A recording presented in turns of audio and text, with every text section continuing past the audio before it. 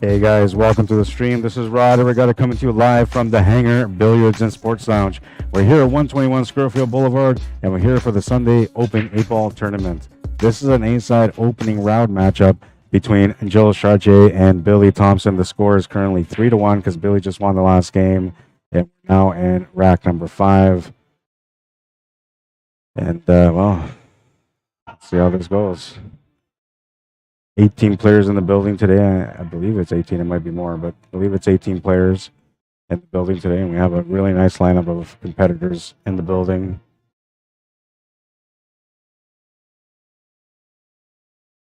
I apologize for the bit of a late start, but, you know, I kind of said last night that there was no way I was going to be here before 1:30, and I got here just at 1:30. And then it took me about an hour to set up, so.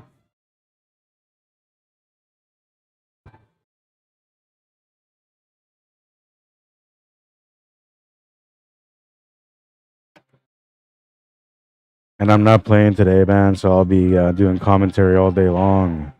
I don't know if that's a good thing. And we're trying a different angle here for the side view. I don't know if you guys like this one. But wanted to get up a little bit higher so that way we can see a little bit better when we go side view. I felt like the flush just didn't work. Mr. Billy Thompson at the table right now, trying to work out the puzzle on this table. Rack number 5.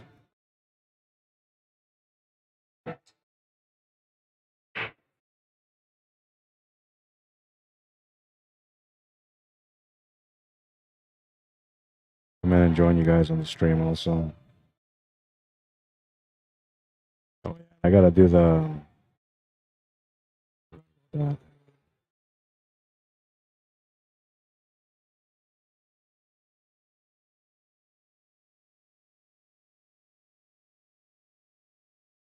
I forgot.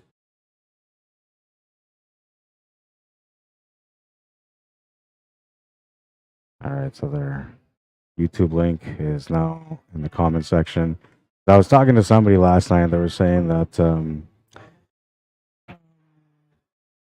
they had a hard time finding the link, and so I didn't understand why they would have a hard time finding the link.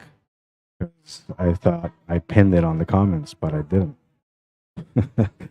I only put it on the post, and I forgot to put it on the comments. So here it is in the comments now. It's pinned. For those of you that like to watch it on YouTube, it is a 1080p quality. I don't interact as much with everyone on YouTube as I like to, but I'll do my best. I'll do my best to pop in, you know, just to say hi and stuff.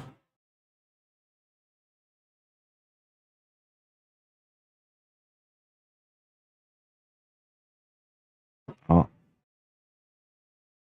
That shot didn't work out too well for him. I don't think he's got anything to shoot at.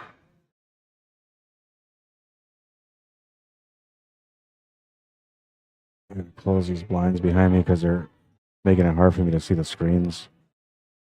Dixie Pinchback, how you doing? Brent Brinkman, welcome to the stream.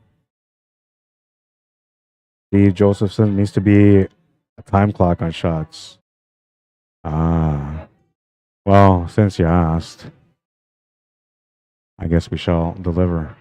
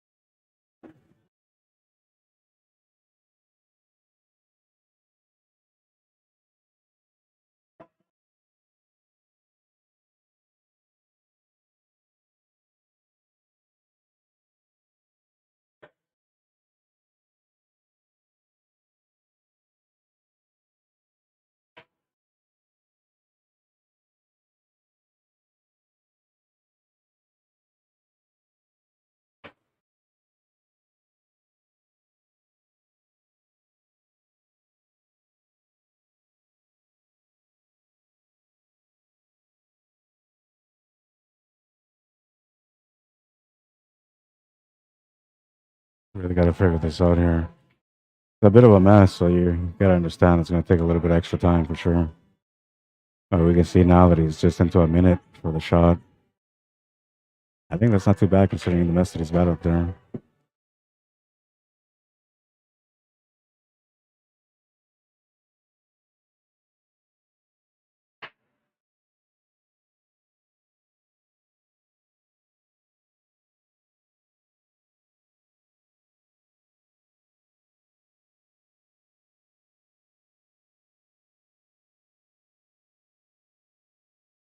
Safety.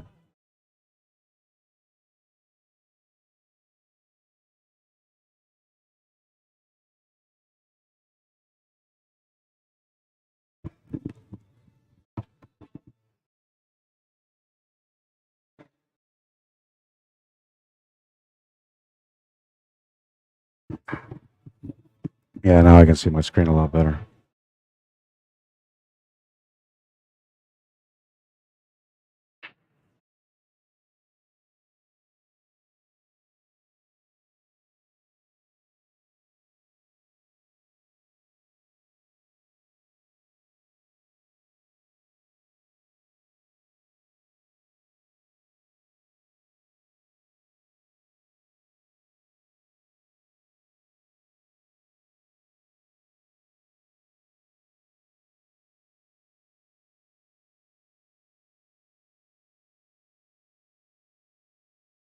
I think it's all situation related. But if you watch me play,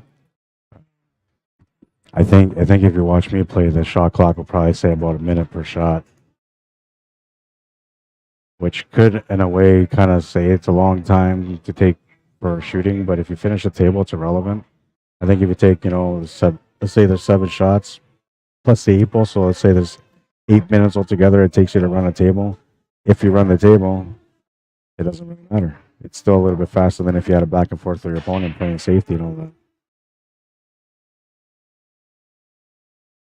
I think a lot of the amount of time that players take is very situational. It just depends. Some of them are consistent on all the shots, but a lot of them are situational, right? They shoot a little bit faster in easier situations, but they take their time in difficult ones.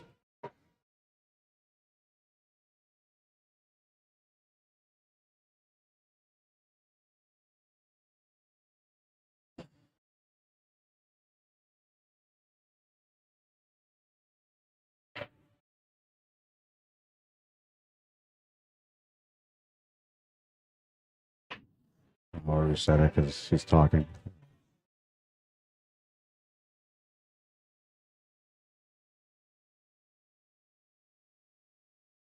Dixie says, hey, it's an absolutely gorgeous day here in central Alberta. 15 degrees. May have to go out tanning and do some more Halloween decorating, lol.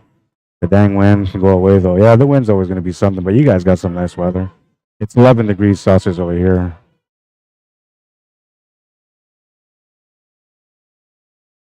We're not bad. I guess I could say, it's a little chilly, but it's not that bad. You like the clock, Patrick? Thank you. Like I say, man, asking you shall receive. If there's a way that I can figure it out, man, I'll figure it out. You can figure that out.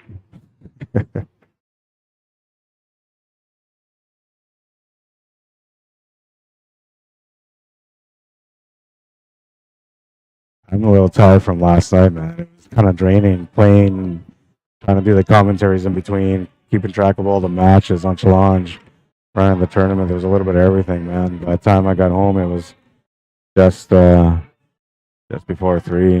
Yeah, I was tired, man.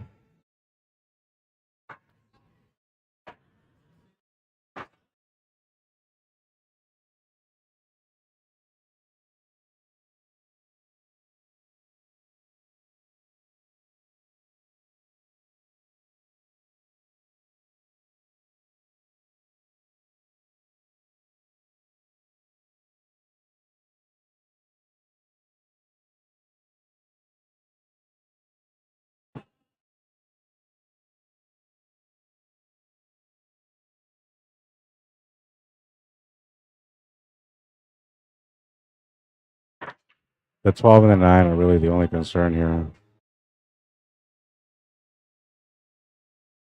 He's going to get to one of them, and then once he does, the table will be wide open, which is going to be right now.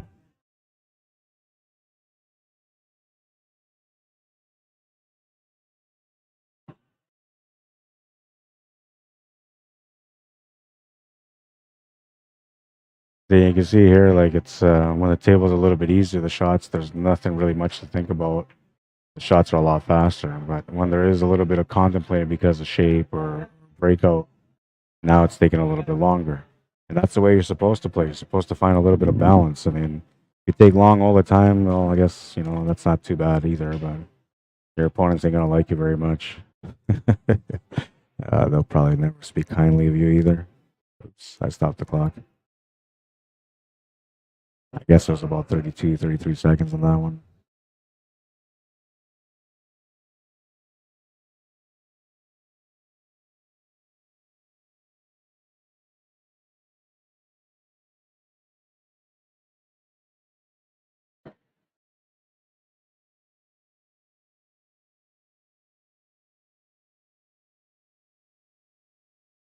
Wonder if you just run into the 8 ball here. It's not good though. Like drawing back ain't gonna be much better. Yeah, that was good. I have to settle for a bit of a harder shot, I guess.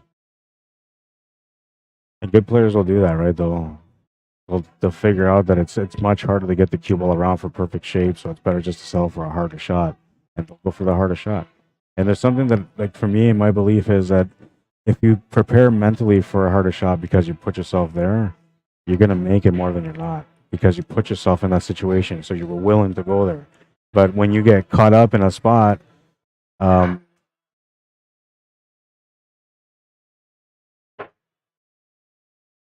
where was it going with it? Jesus. I don't know. I was going somewhere with it. It's one of those kind of days for me. A little bit forgetful. And no, it's not old age. It might be food though, because I haven't really ate since yesterday. Could be food. It's a little early, right? 2:30. I should be speaking about food around 2:30, 3 o'clock on the average.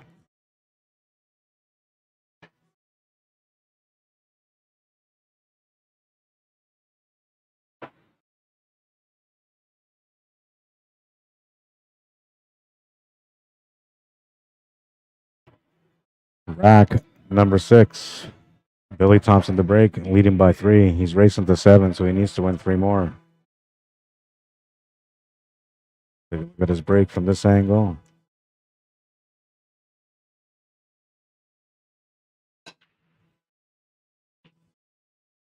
Smash and break.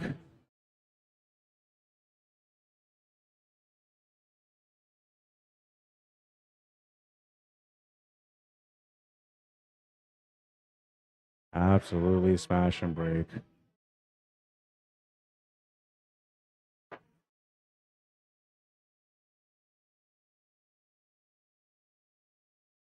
And it's going to take a little bit of time here also because the table's kind of good, but there's a little bit of work, so he's got to figure that out. He's likely going to take the stripes here, but the 10 and the 15 are a big problem. Or sorry, the 10 and the 12 are a big problem. The 14's a bit of a problem too. But the low ball don't look much better. That one's in trouble. The 7, 6 are in trouble.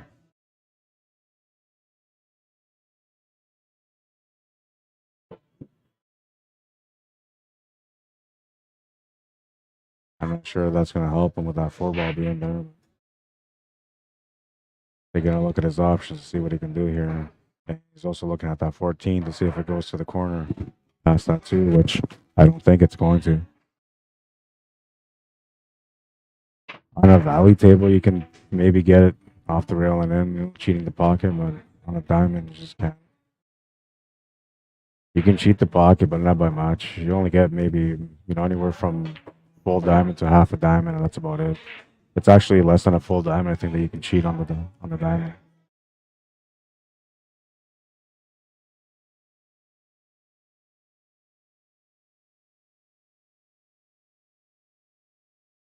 So here's a breakout angle for that 10 and 12, but he needs a little bit of luck for things to work out for him.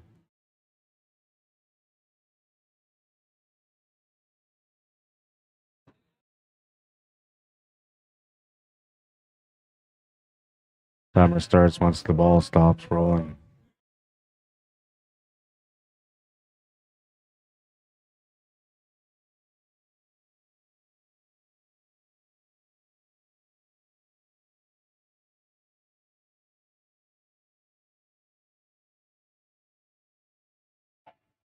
Yeah, this is one where you kind of have to really work it out because you're not out here. And you only have 2 balls to be able to try to figure out how to get out.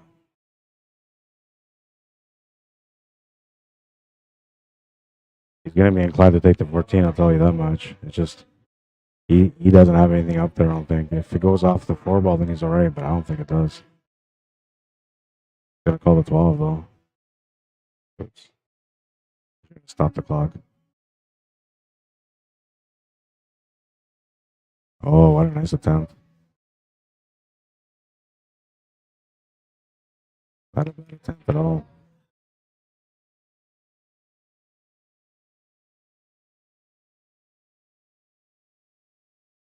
Yeah, it's a pretty good attempt. I don't know why this thing is doing that. I was doing the same thing to me.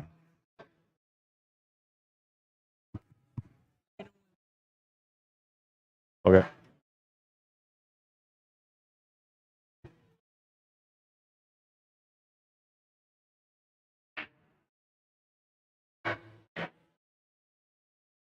Oh.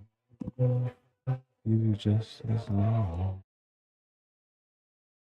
Yeah, I got the noise filters on because they're playing music in the background, and I don't want to get copyright infringement crap thing that I always get. And that was a little bit disturbing about yesterday, because you're watching the stream, and at first I wasn't even doing any commentary because I was playing. And then you have the noise filters on, which makes it a lot harder, right? Because everything's all, quiet and boring. But there was some really good matches yesterday, so I know that people enjoyed watching the matches.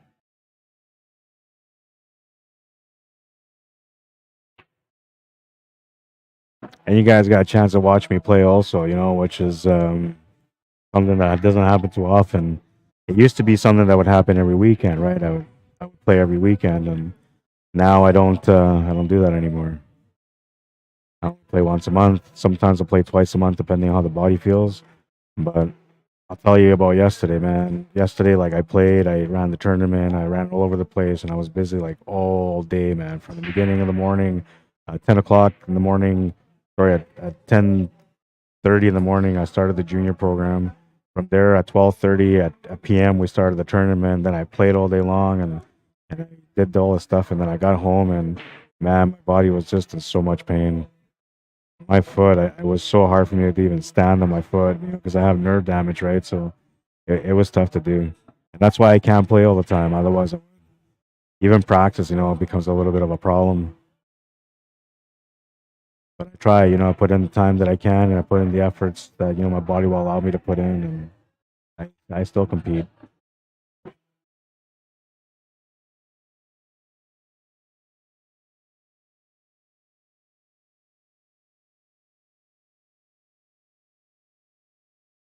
He's got to take his time on this one too, man. Just because that six doesn't help him. The 3 and the 4 are tied up. He needs to get them opened up. There's nothing that can go into that corner past that 12 to open up that pocket. So that means he has to find a way to force that table open. And he's got a decent angle here, but the problem is that he might run into that. Oops. He might run into the. I'm gonna stop the timer. Sorry. He might run into that 8 ball. Yeah, I'll take the timer off. I gotta do something. I gotta be right back.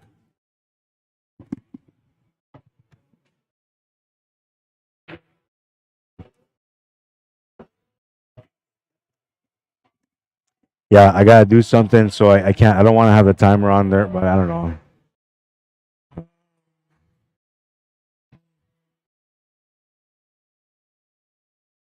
Yeah, I don't know what to do.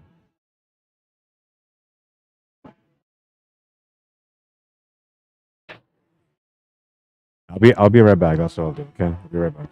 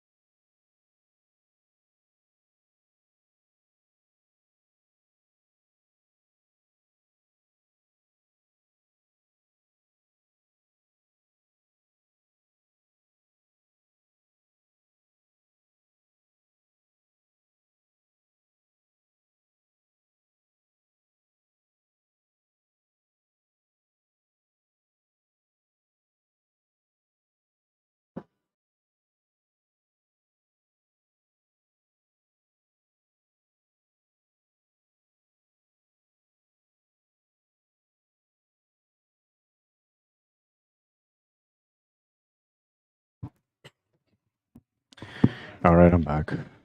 Just a quick little thing I have to take care of. Might as well start the clock on them now. Now, I could go timer down also on here too, but I don't really want to. I'm going timer up because I want to see how long these guys take for their matches on their shot making, right? To me, I think that's a little bit more valuable than putting, say, a loud timer on these guys like the pros do. I think, it's a lot of people will have a tough time dealing with that. If I did that first of all, they wouldn't like it also because sometimes, you just need to take a little bit longer. And I think the shot clock works like with the timer for the player. I think it works only with like a pro level thing because pros can figure out situations a lot faster than the average player. He came up short there. He's not happy about it. There's not a whole lot he can do here except for a kick shot.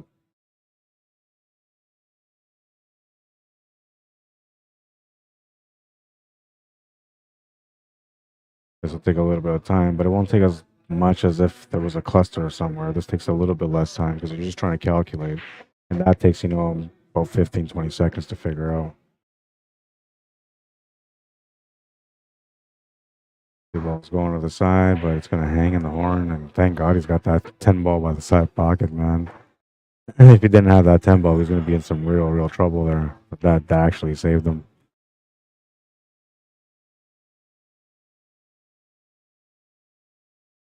I think I like this view a little bit better. What do you guys think? Do you guys like this view? Not quite over the top, but it's like in that happy medium,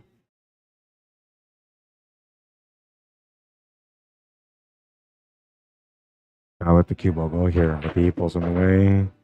He's going to try to avoid it, and that's going to create a scratch. And unfortunately for him, he's going to have to turn the table over to Gilles, and Gilles will just, take that ball in hand happily and take advantage of the opportunity here. His opponent needs 3 games to win. He needs 4 games to win, so this actually helps a lot. Keeps him at an even race now, race to 3.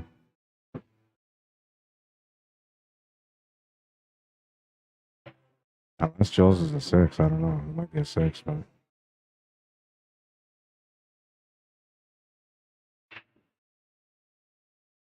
so 4-2 is the score. And yeah, so far so good.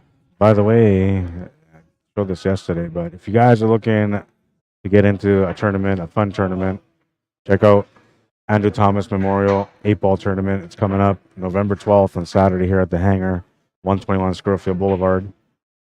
There'll be money added. We're also doing 4-ball shootout on the 9-foot tables, so it should be fun.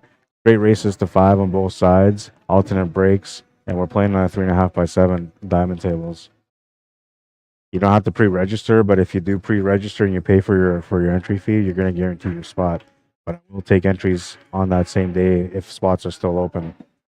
And I say if, because there was a thing with the Sandbagger Fest where, it seemed like, people were like not happy about the fact that I created the tournament. Then suddenly the next day it was like 20 players and 2 days later it was full. And this one, I don't know. This one's going to be a good tournament for a great cause. For our great friend, Andrew Thomas, rest in peace, who did a lot for the pool community here in Manitoba and Winnipeg, and not like as in organizing events and doing that kind of stuff, but he did a lot in the way as in being a strong support for a lot of people, and a guy that motivated and lifted others every time he came around, and paid you the best respect that he could, and always treated everyone equally, man, with respect, and honestly, there's every time I think about him, it still hurts because he was just a great guy. It's unfortunate, gone so young. A few of the great players here from Winnipeg, gone young.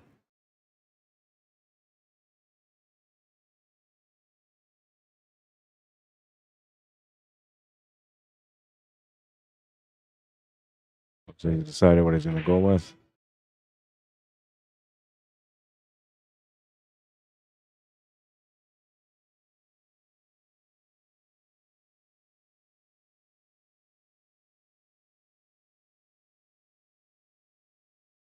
What is he not liking here? Just trying to figure out the finish.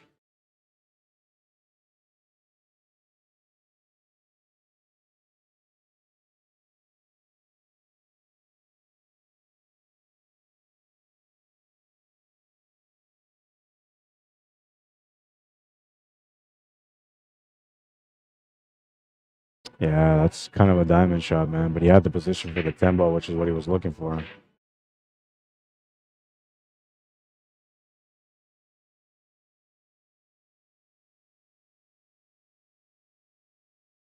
Oh. I think it's still open table, is it not? Or did he claim something? I don't remember if he claimed something. I think it's still open, though.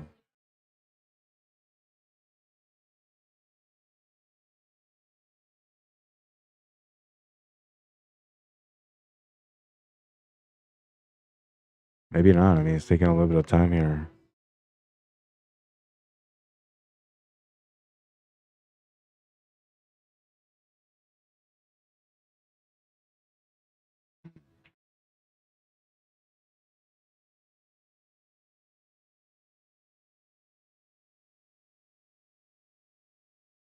Yeah, it's still open. He's trying to work this table out. I take that 10, take that cue ball right into that 2 ball and just hold shape there. Then take that 13 ball next.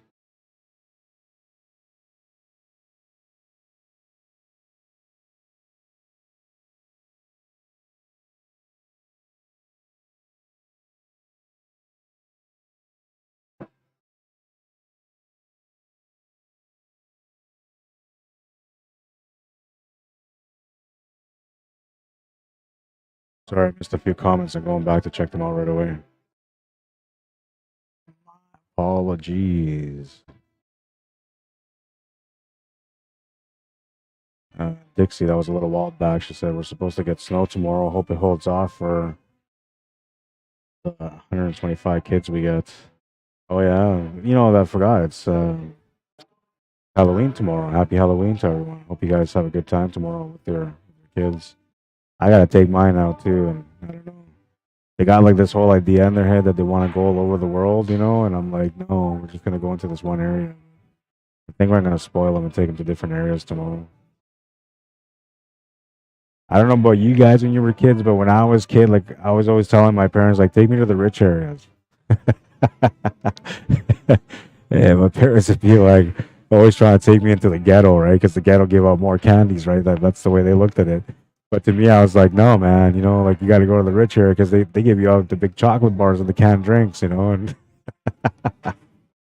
so I try to teach my kids the same thing. You know, you got to be smart here. You gotta pick your spot, your hunting ground. You got to be a little bit more accurate. You know, go to the places where people can't get there unless they get there by car, and then you're gonna get better stuff for sure. I have no idea what's gonna happen, man. But tomorrow we shall go out there and enjoy it.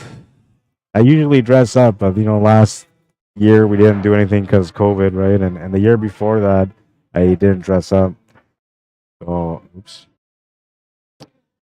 I don't know. I'm thinking about dressing up. I dressed up as a sandbagger yesterday, and I almost pulled it off too, man. But I got burnt out on fifth, sixth.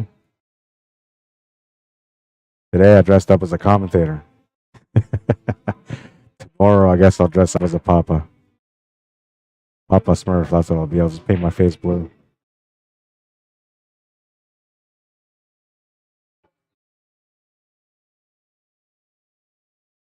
Dixie says she likes the shot clock as well. I like it, you know, it's something extra, right? And it just kind of gives us an idea, you know, like how players are playing, right? And you also like you should be looking for different things. So you should be looking at um, you know, how long they take when they're making the hard shots, how long they take when they're making the easier shots, and how long they take when they miss. Because then you have an idea like, was the rhythm the same? Was it a little bit slower? Was it too fast? What changed between the shots that, you know, suddenly the player came up short?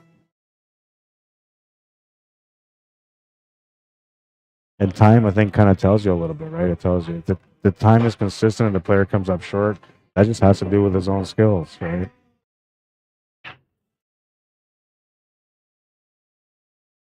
But if the timer's consistent, or sorry, inconsistent, and he's missing, you know, then you can think that it could be because he's shooting a little bit too fast or he's just taking a little too long, which that can happen also, right? Negative impact from taking too long on a shot can really harm your game sometimes.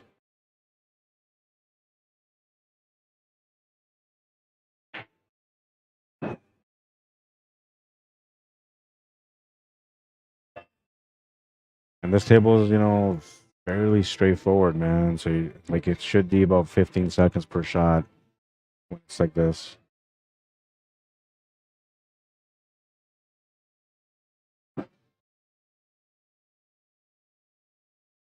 Well, it's going to be a little bit harder, but he's going to play the combination here just because that 5-ball sitting over the pocket.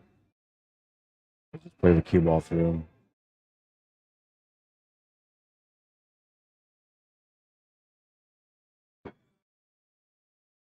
You can see, so it's taking between, you know, 13 to 14 seconds per shot. Now that's kind of laid out in front of him. The shots aren't too difficult. Not a whole lot of thinking. This one, a little bit of thinking because you're thinking about the 8-ball. So, you know, automatically you can add 5 to 10 seconds to that just because you're thinking about the 8-ball. So about 25 seconds, you should take the shot.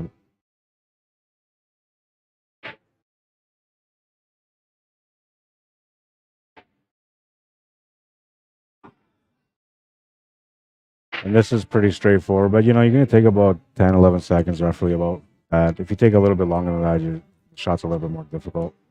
This one isn't too difficult. 13 seconds, 14 seconds. So within that 15-second range, like I said, you know, when the table is not that hard and it's kind of available, it won't take as long. 5-2. He's got a 3-game lead. Needs to win 2 more. Get his alternate break, so each player gets a turn every rack. Dan Pug, how you doing? Blake Lamran, welcome to the stream. Dennis Brzezinski, how you doing?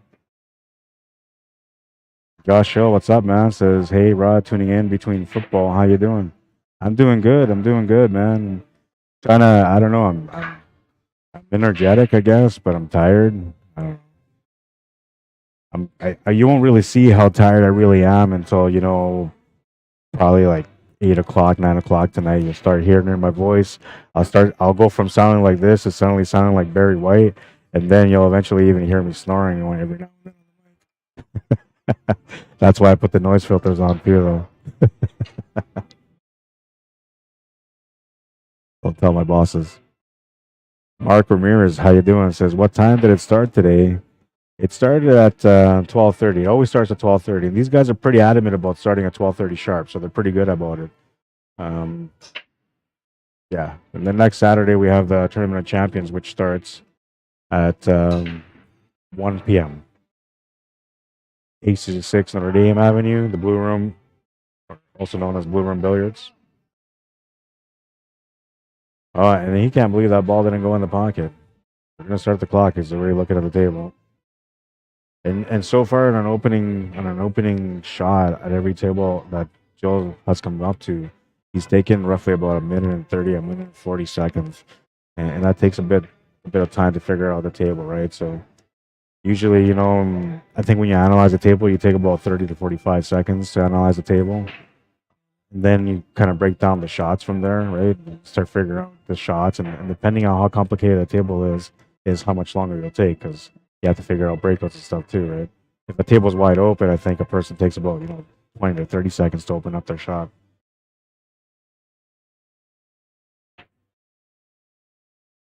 A mess. Didn't have a whole lot to work with though.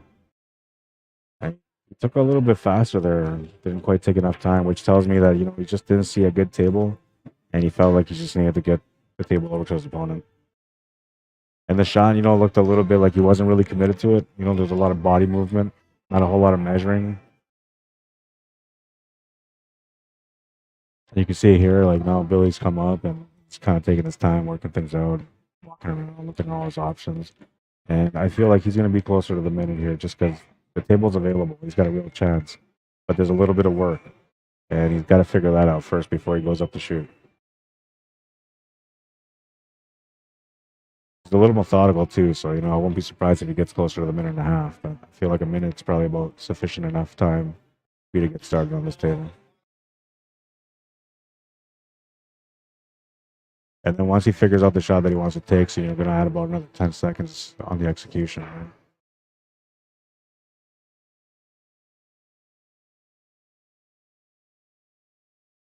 Right? Yeah, he's not easy on this one. It's kind of bothering him a little bit.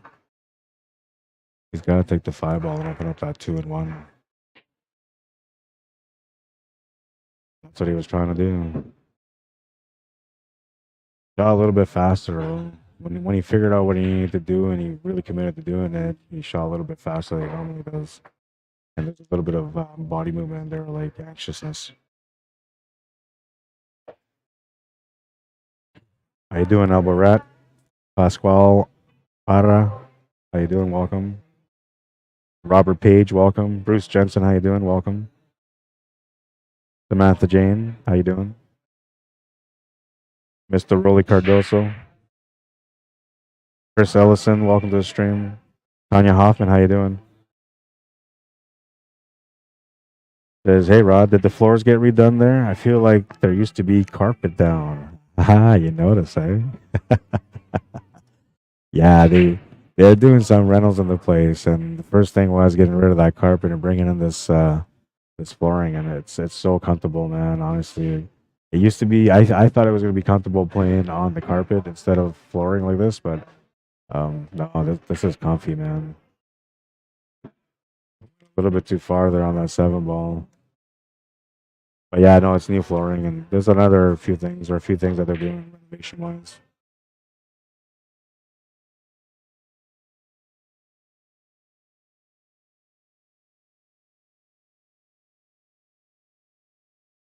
And we will wait till Billy approaches the table. There it is. So from here, start running the clock on him. Technically, in a pro event with a shot clock with a timer, they just run the clock. As soon as the other guy finishes and the ball stops rolling, they run the clock. If you're not at the table, you're at the bathroom, whatever, the clock still runs. And usually guys and girls that play with shot clock pro level, they don't really have those kind of breaks. Like, I need to go for a smoke. A few players from here that do that. A few of these guys need to smoke every rack.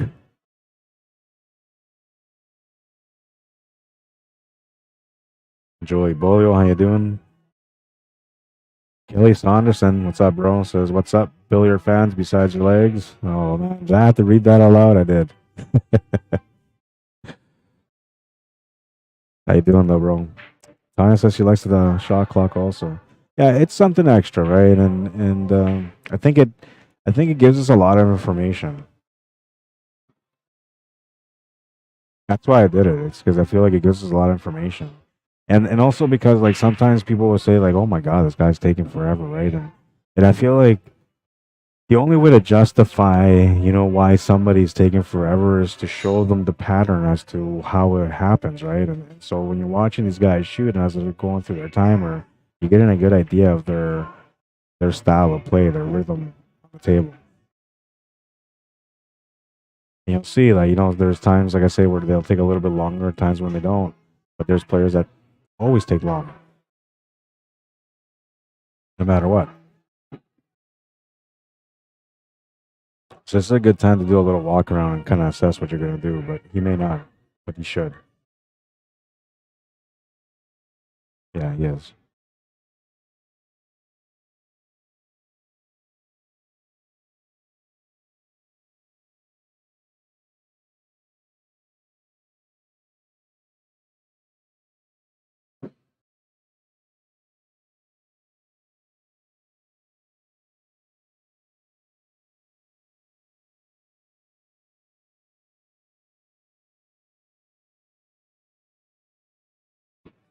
Just trying to get up for the 10 ball. Looks like he's got the window for it.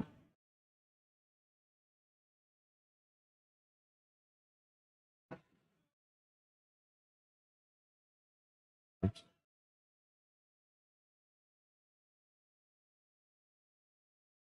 Yeah, shots like that, you're not going to take more than 5 seconds for that. He's on the hill. 13 degrees in Winnipeg. As soon as I said it was 11, I got up by a couple of degrees, so we're at 13 now. Hopefully no snow.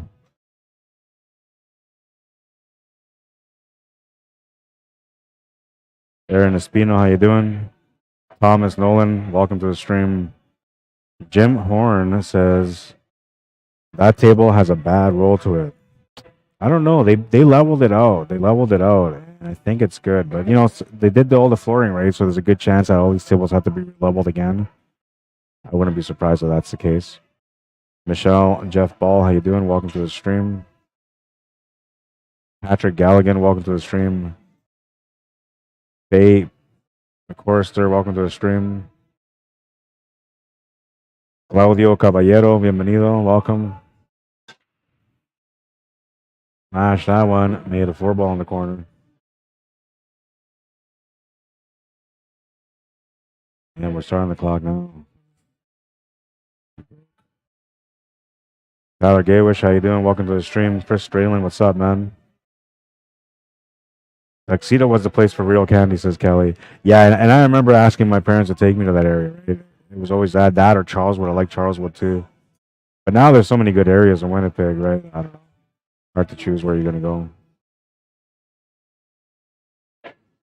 Surprisingly, he's shooting a little bit faster here. Don't take his time. But this table's a little bit easier. So there's not a lot of work. I don't know if he wanted to actually make that ball, but the shape is perfect here.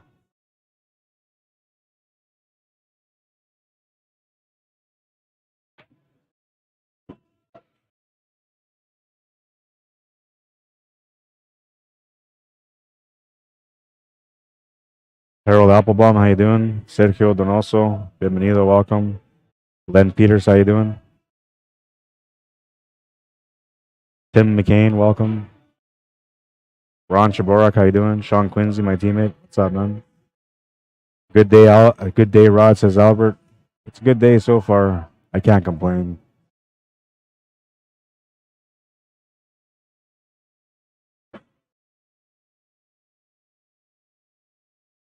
Chad Butzler, is that how you said? Welcome to your stream, or welcome to your stream. Welcome to the stream. Adam Wood, how you doing? One of my highlight of the days from BC.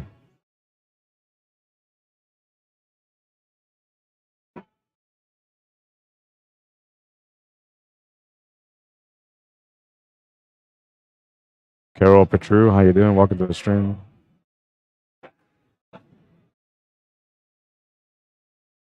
Perfect little window. Perfect little window. That was pretty.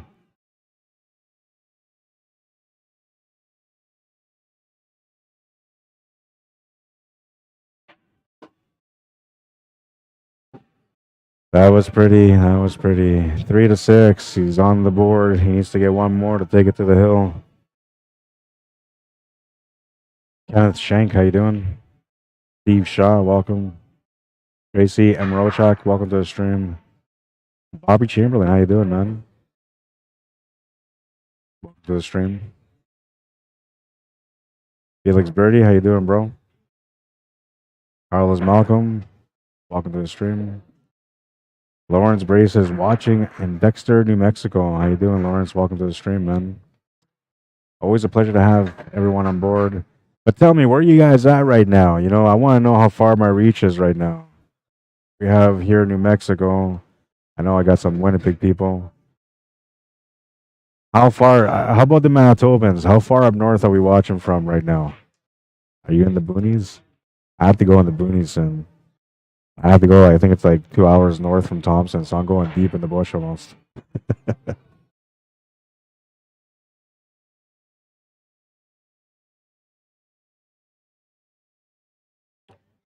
Steven Roberts says, "Is Rod playing on another table?" No, I'm not playing, man. I'm sitting here doing commentary today. Mary Griffin says that was nice to watch. Yeah, that was nice for sure. It was a nice little finish. The way it just looked, you know, fancy.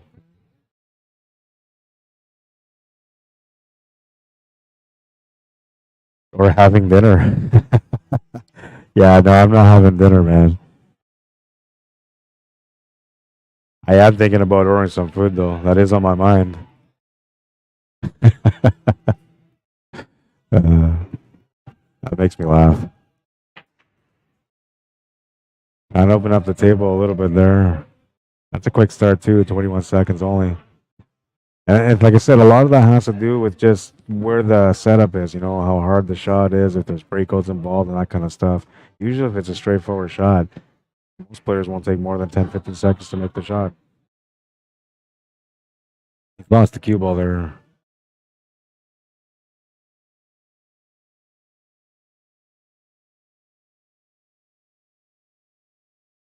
Time to work out the puzzle. It wasn't quite the puzzle, but now it's become a bit of a puzzle, so he's got to work it out.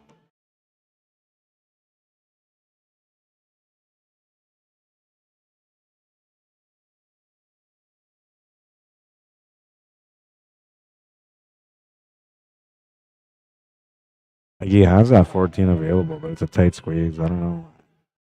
I feel like I would take that 14, but maybe it doesn't go. From here, my camera angle looks like it goes all day long, right? I could be 100% wrong. And see, that one took a little bit longer, but you can see, like, there was a reason for it, right?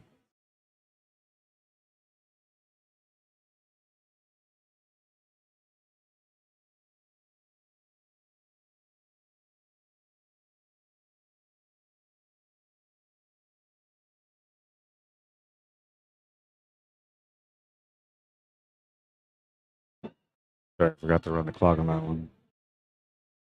I look at the comments and then I get sidetracked, and I interact and I get sidetracked. Honestly, I don't know how to survive or how I survive in life because my attention span isn't very good sometimes.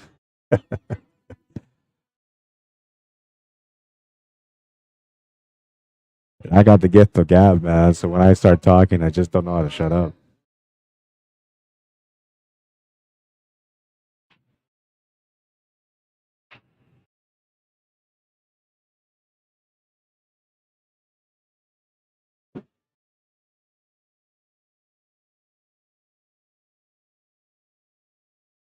This isn't good because he's trying to set up for that 14 ball. That's what the biggest problem for him is.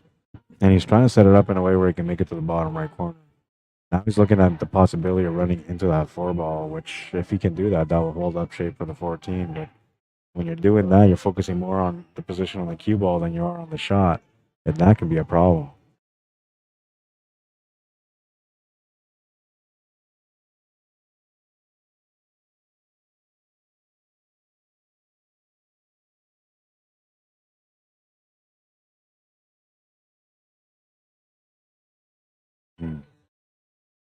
I think what I would do here, I think I would just aim to run into the 4 flush. That's the only thing you can do. Just settle for a harder shot on the 14.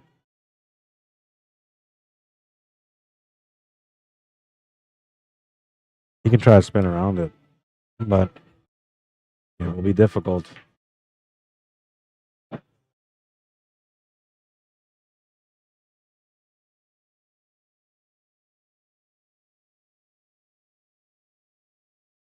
Moment of truth coming up here. Got the do a light carom shot off the 8 here.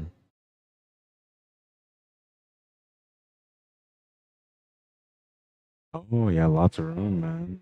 He could have maybe even made it. Great. I thought he had to go off that 8 ball.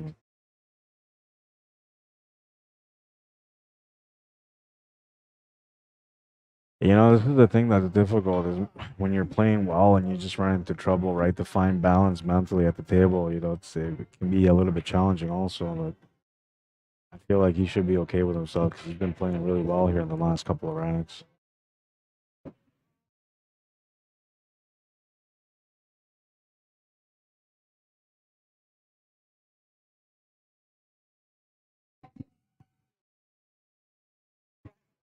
I thought you should run into the 4 and just take the long. I thought you should have just crashed into it. Yeah. Oh, but you ended up around it. Oh yeah, I see. Yeah, yeah. As long as you hit it, then you had a long shot on the 14. Yeah, he was trying to hit that 4 ball. He just missed it altogether. And you can see here, so Billy's taking a little bit longer, but that's because this table has a little bit of a puzzle that he's got to solve.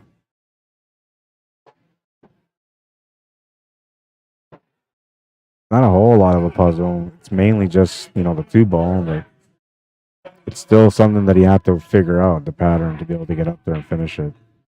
And what I'm thinking it's gonna be 7, 3, 4, and then the 2 for the finish, which I normally wouldn't do, but in this situation you have to kind of do. I see the shots are a little bit easier. They don't take as long to shoot. Now this is gonna take a little bit because it needs to figure out the line here, but it won't take that much longer.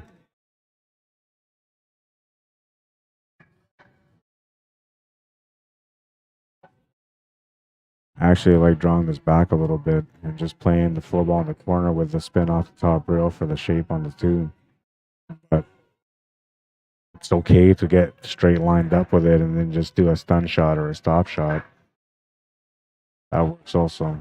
I just like playing through. I don't know if you guys watched me play last night, but if you watch me play, I play through a lot. I don't really stun shots or stop shots. I try to be natural at the table as much as I can be.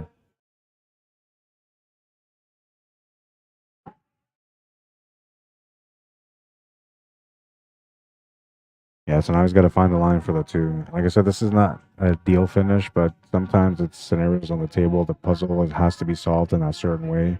In this case, this had to be solved the way that he's shooting it here.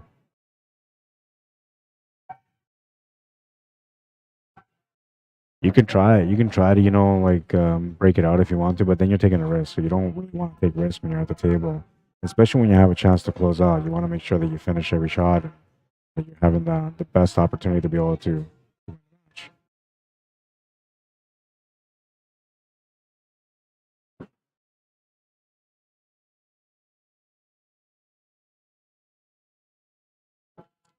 About 10 seconds on that one, and Billy will win that match with a score of 7-3.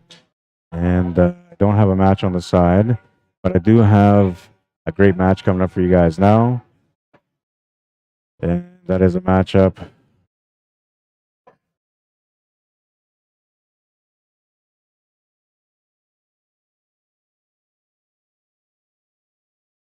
Yeah, it was 7. I have it 7-3. Yeah. Oh yeah. Tim Sinclair is playing against Darcy Jokes next. That's going to be a really good match. Tim Sinclair's been playing some monster pool for the last little while now. And Darcy Jokes, man, well, he's just a pleasure to watch anytime he gets on the table. Very, very, very smart player. And he's got some banks, man. He's got some banks that make you think twice about leaving him a bank, I'll tell you that much.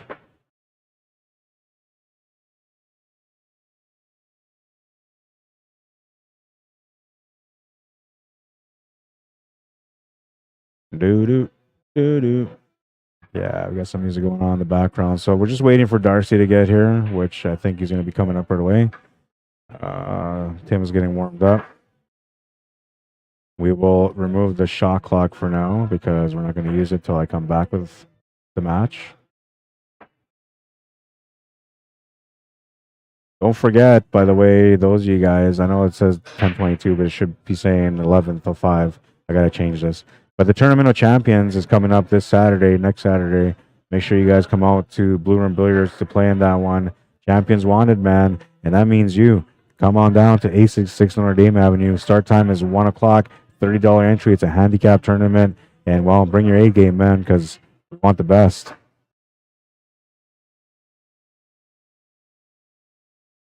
This is going to be an A-side second round matchup.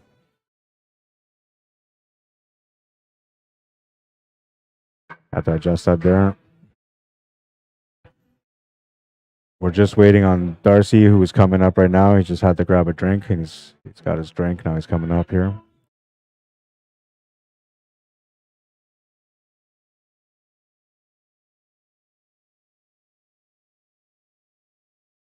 Already. Yeah, you know what? I'm gonna go order some food, man. I'm hungry. You guys kind of. It's Stephen Roberts' fault because he's talking about food earlier. He got me going now. I just want some food, man. I think honestly it's from last night. It was such a long night, such a long day. I'm just tired, exhausted. I need some energy, man. Energy. Missoula, Montana, Debbie Colbell says. Well, I've never been to Missoula, Montana. How is Malcolm Ebb and Flow and Central Ebb and Flow? Josie Kishayinu, how you doing? Welcome to the stream. I think it's a 7-6 race. Peter Joseph, what's up, man? How you doing? Carol Petru says, waiting for boyfriend to play, and good luck to him. Yeah, he's coming up right now. Yeah, you're good to go, man. Stream's running. Even? Both of you guys 7? You guys are both 7? Oh, wow, okay. Tim Sinclair's a 7. Damn. Gonna be a good match. So good that I can probably walk away, do no commentary at all, and you guys won't even notice. But you would notice the shot clock not there. That's for sure. Even Robert says, well, snap. I just realized I hit the mute by accident. Oh, I see. So you're like, I'm going off talking about whatever, and you're like, you can't hear me. So you're thinking, where's Rod? Meanwhile, I'm just going off about everything. That's funny, Steven. That's funny. Corey Peranto, what's up, man? He thought I was muted. Oh, that makes me laugh. Orlando's Cafe, how you doing, man? Welcome to the stream, you and your crew. Hope you guys are having a good day. Yeah, that's funny, Steven. That's funny for sure. Harold Murphy, how you doing? All right, so I'm gonna go order some food because I am really hungry, man. And if I don't eat right now, I'm gonna start, fading away on the mic. So I'm gonna get some food real quick. I will be right back. These guys might get one game in by the time I'm back, but shouldn't be that long. There's nobody at the bar right now though, but I'm gonna go bug Sam right now to put my order in. I'll be back.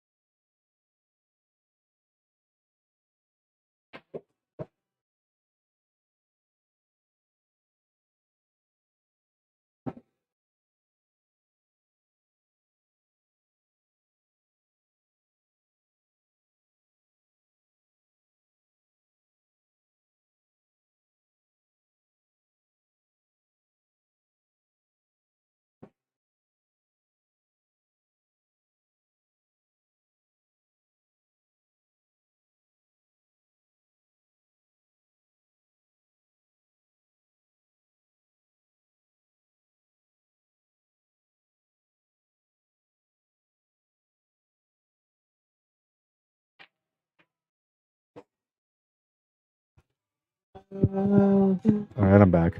I told you it wasn't going to be that long. It's not like my usual where, like, I got to go right away. Then sometimes I'm gone for, like, a few minutes. But I try to find balance, right? I try not to neglect you guys. And if I am, like yesterday, for example, when I'm playing in the tournament, you should be happy for me. If I'm not on the mic, that means that I'm just kicking someone's ass. Because that's the only times that I neglect the stream is when I'm focused and I'm playing my best, right? I'm engaged. Then at that point, I neglect the stream. But if I'm playing on the TV table, it's different, right? If I'm playing on the TV table and it's not my turn, then I'll come and talk on the mic. But when I'm away from the TV table, and you know, whatever's going on, I'm just engaged in the match. I don't want to focus on anything else, and that's something that's changing about me because normally I would be focused on other stuff, right? And no, changing my way now and playing a little bit better mentally as well. I had a lot of runouts last night, but I don't really count them, right? But I know that I played well. There's a couple of matches that I came back on when I had no business coming back. You know, my opponent on the hill and me coming back. It was a good day, but that's why the stream was neglected all day yesterday. Is, you know, I was playing. So usually, if it's quiet for too long, you know, like 10 minutes and it's quiet, it's because I'm playing. If it's quiet for like 30 minutes, it's likely because I'm playing and I'm in a good match and, you know, I'm just engaged in the match. Which before I never used to, right? You know, that was my problem back in January is that I wouldn't engage in the match. I'd be focused more on my work. And now I'm starting to become a little bit more focused on my play. We're going to put the shot clock on these guys on the next rack, starting the next rack. See how they play.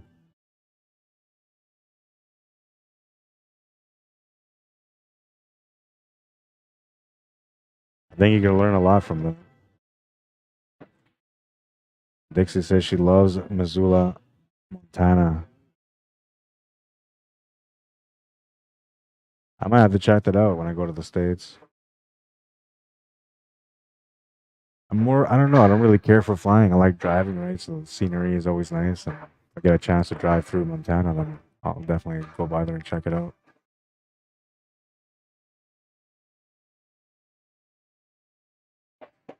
Debbie, do they have nice pool halls in Missoula?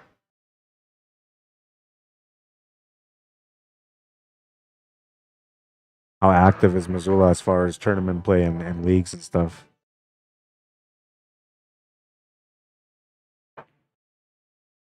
He hit the gray stat 4-ball a little bit, and he did. If he hadn't, he was going to be stuck with a bank. He still might be, but I feel like, well, yeah, you have to be. Yeah, choice here. I would have tried cutting this, but it's a bad, tough shot to take on. And because I'm not a good banker, I'd be looking at a safety right now. And we'll see. Looks to be like a banking type of player. And make the shot with some authority and some shape too.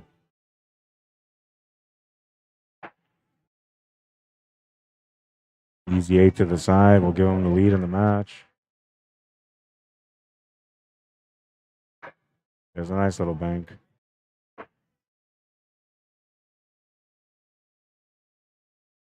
Some people would say that's just standard. I don't know, man. I don't think it is.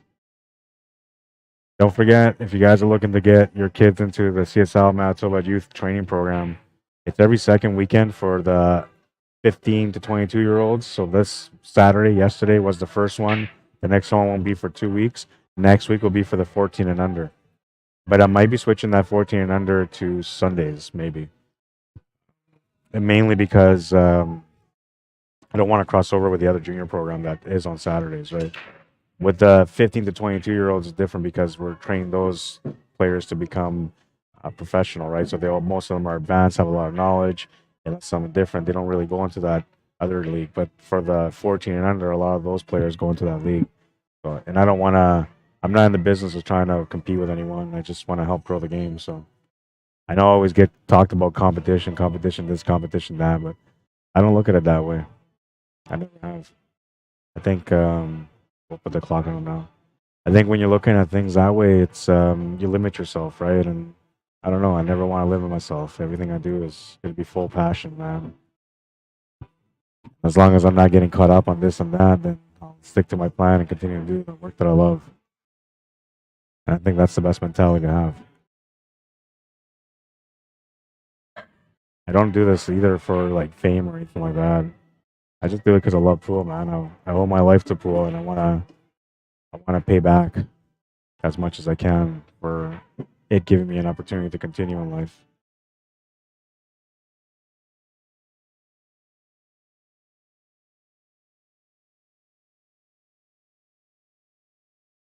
I've talked about my life story a few times, but I don't know if you guys ever heard it. I don't want to talk about it right now today, but I will. You know, through my streams, eventually, I talk about my life story and what led me to be here.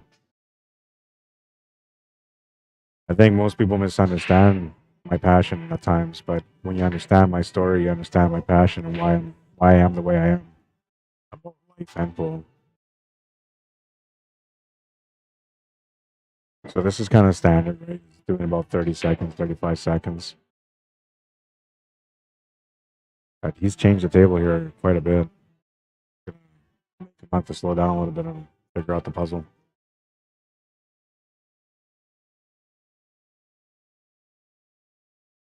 Don Erickson, how you doing? Wanda Rice, welcome to the stream.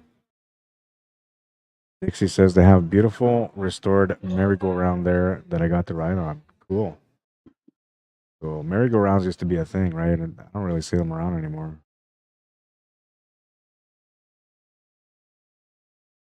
Playing safety, not too many options there. And even then, you know, he still took about just under 35 seconds.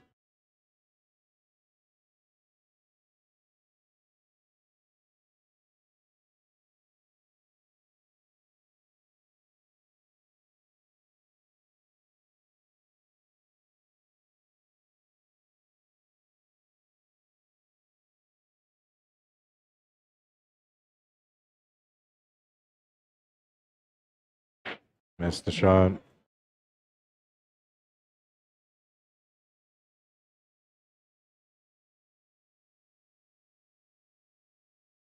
Terry Sutton, welcome. Jimmy Sundin, welcome to the stream.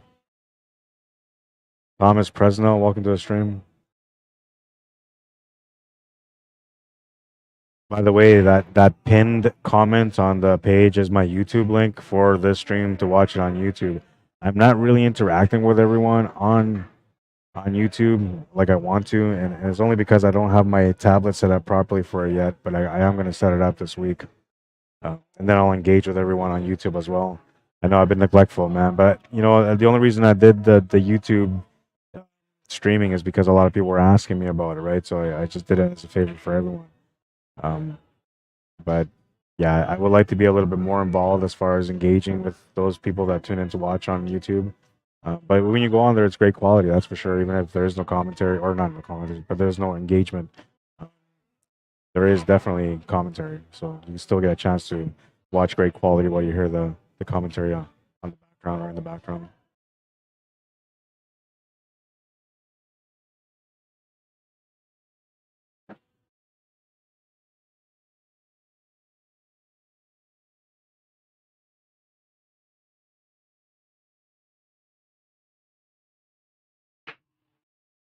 Didn't really take much time to think about that one. You almost made it.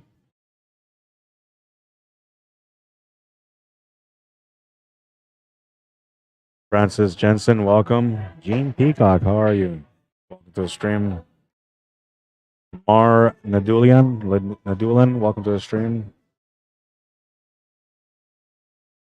Yeah, this table's getting nasty, man.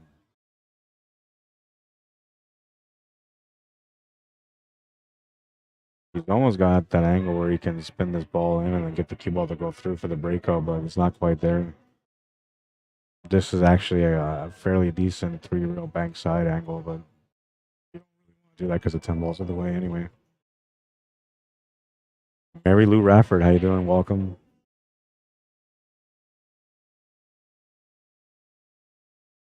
I can get tempted here to maybe masse this ball for the breakout on the 3, but I think it's risky. Playing safety, you need that 15 ball to drop though.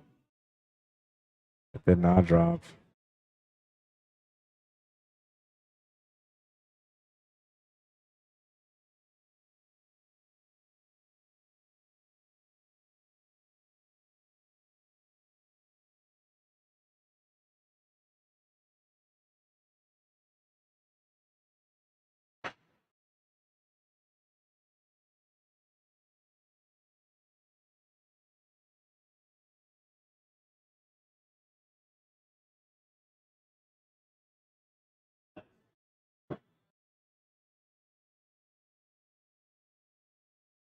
You have to make sure you got clear in between that 3 and the 8, and he did.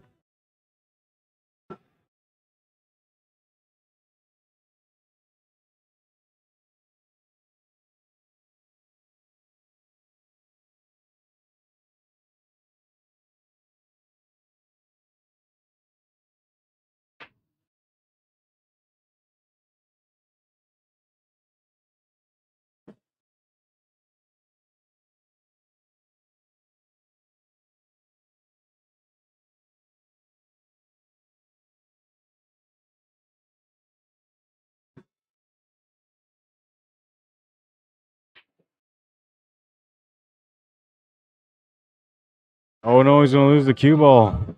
Thank you. Oh, that looks amazing. Yeah, awesome. Thank you. Got food. See ya. See ya. Wouldn't want to be ya. I'm out. 1-0 is the score. Race to 7. And you can see, speaking of 7, he was averaging about 7 seconds a shot, Tim. And so that's why I tell like the consistency of a player. That's why I like the shot clock, right? Because it gives us a lot more information about a player, right? And kind of see when they're like tensing up and when they're relaxed, you know, because the time is telling you a little bit of that as well. I'm enjoying this. I hope you guys are. I know so far a few of you guys say you enjoyed it. But if you're really enjoying it, maybe you guys can like the stream. I don't know. Like and share the stream. Help me get some more exposure, man, because I feel like I've been, you know, in the background. I feel like nobody knows who I am anymore. What happened? I haven't changed my name. I still look the same. No, but seriously, like and share the stream. I love it. You guys do. I'm not gonna be all like smash that button, man, but I'm gonna be like, dude, help me. But you know, honestly, what would really help me is if you guys actually go to YouTube and you guys subscribe to my channel, man. There's a link here on the post. You guys can just follow that link, go on there and subscribe to my channel. You don't have to watch it on YouTube if you don't want to. It's great quality on there though.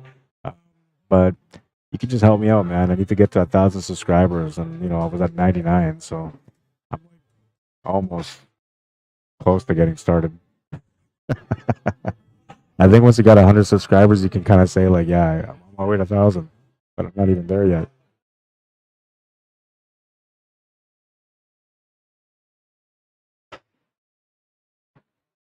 30 seconds on that one. I'm happy about the result.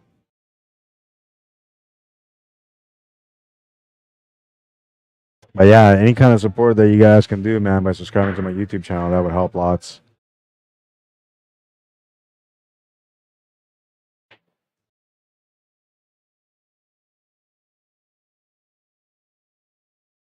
I have a really good lineup of players here, man. Hard to tell who's going to win the tournament today.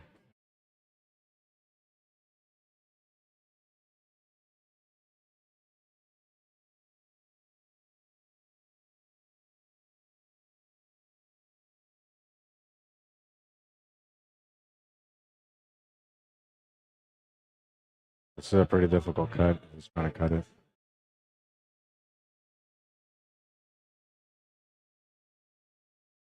And I feel like it's the only reason why he's taking as long as he has to here. This is very difficult to deal with for the cut. He's looking at maybe at the best cutting towards that horn of the side pocket, which isn't going to help.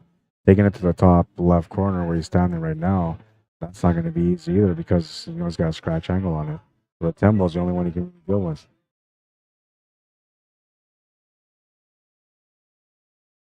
He's going to just try to play safe there with that one.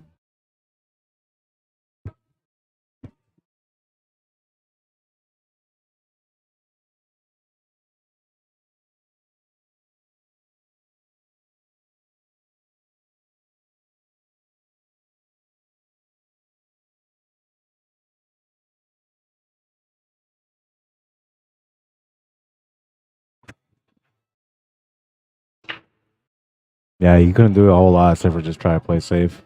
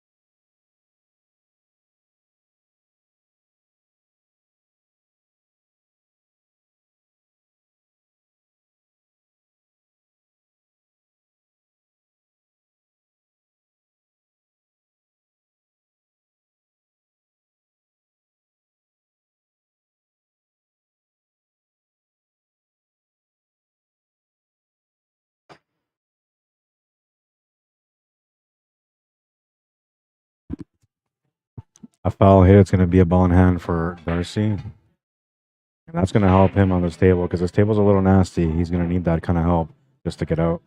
7 ball would have been the hardest problem, so he's going to remove that first. 3 ball and the 5 are next. Then he wants to shape up for that 2 to the side. He could actually take that 2 to the corner right now, which he didn't see, but he could have taken that and just kind of felt that 2 ball right off the hop from there. But perhaps he's thinking about that 2 ball as a way to get down table. He lined up for the corner, but he's gone a little bit too far. I got the clock running on.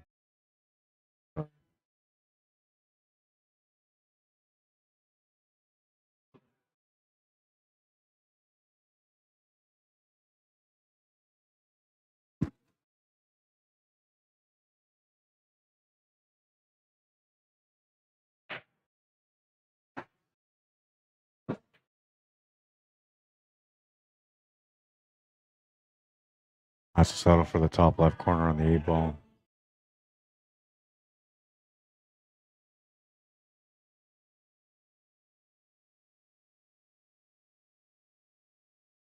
Smart to play it through. See, I would have tried playing that soft for the top left corner, but he played that through, and that was so much more smarter than what I was trying to do. Takes the lead, 2-1.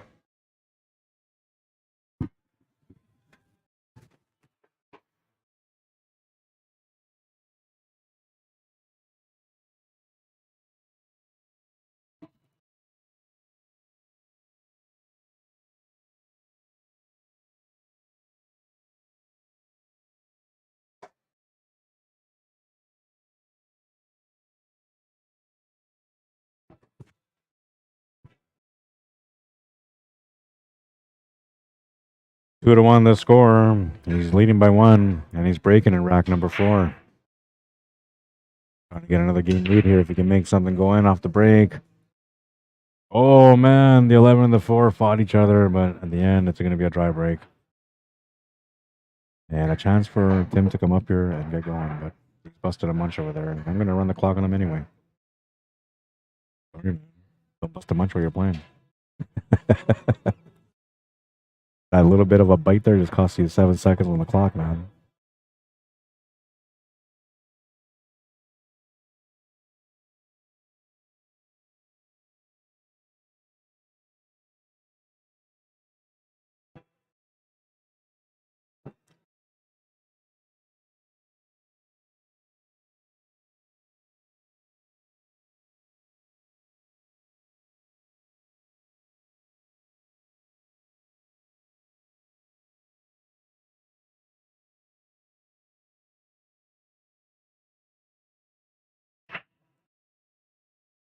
What about the positioning of the clock? Do you guys think that's a good spot? I actually wanted to put it in the top with the screen in the middle. I wanted to put it right up there, but I figured I'd put it underneath the logo because it's a CUESPORTS live shot clock, right? So I figured it would go hand in hand with it.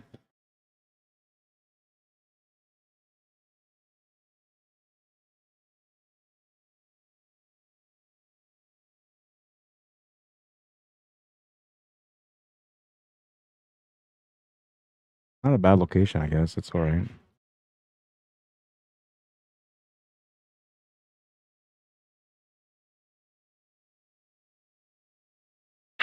Trying to play the 12 off the 1. Comes up short on the shot, and Darcy will come up for his turn at the table. It's an open table.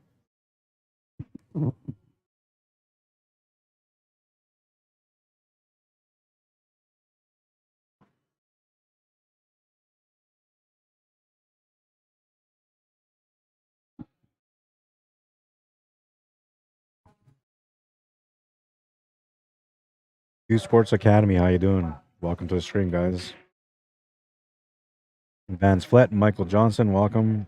Bill Ingersoll, how you doing?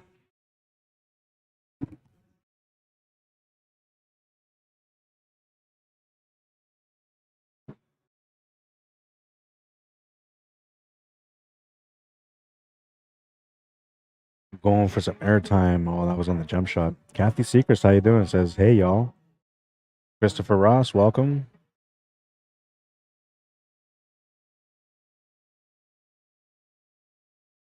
Yeah, so Michael Johnson, you're just tuning in right now, so you don't understand it yet. But the shot clock, there's two different ways that you can use the shot clock, right? So the shot clock could be a timer with a countdown, making the player have to shoot faster within a time limit. That's the general way that most people use the shot clock for. For me, there's what a shot. What a shot. For me, the shot clock is to use so I can kind of see how long it's taking these players to shoot between shots, giving me more information about the player himself at the table and how they're playing, whether they're playing consistently with time. If there's something that changes, for example, let's say the guy takes an average of 10 seconds per shot, but then when he misses, he takes only 8 seconds, or he's taking 14 seconds when he misses, right? So then that tells me that, he's either taking the shot a little bit too fast or he's, not taking long enough. But it gives me a good idea. And it also kind of gives us, the viewers, and myself, an idea of how long it takes people to kind of solve a problem. Because sometimes you look at the shot and you're like, oh, you just got to do this, right? But there's so much more. And so when you see a good player taking, say, like 40 seconds on a shot, where you normally will shoot it within 10, but then they get the finish, it's because there was something extra there that they were looking at. Right? You get to learn from it. You get to learn a little bit more just from the shot clock.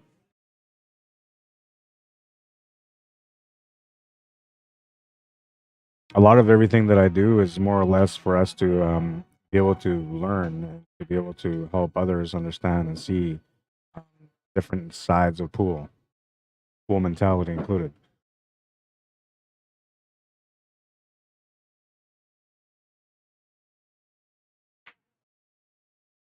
Nice finish by Darcy there. Takes that 2-game lead. But yeah, man, no, it's not. Excuse me. It's not one of those shot clock timers where you're like the person, and like, oh my god, extension. No, none of that. But I will do it. But just not for these kind of events. Only the pristine, high class events are going to have shot clocks included, especially when pros are involved. Kathy says, doing fine. I think the clock is interesting. Yeah, I think so too. And I don't apply it for the break, I only apply it per shot. And the timer only starts after the ball stops moving. Right now.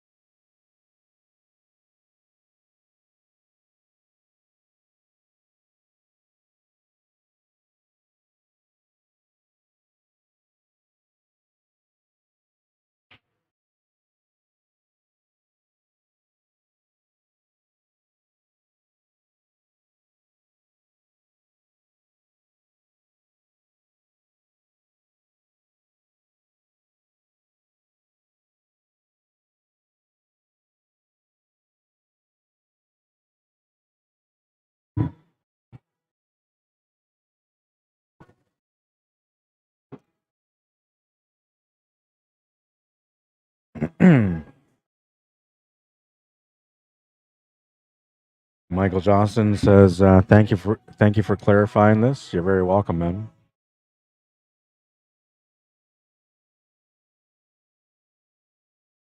And then he says, what next are you going to try? Oh, well. Yeah, man. The times are always evolving and changing, man, and so am I. You know, I'm the updated version of the iPhone every year, all the time. You guys are on like iPhone 20. I'm like an iPhone 40, man. I'm way ahead of you guys.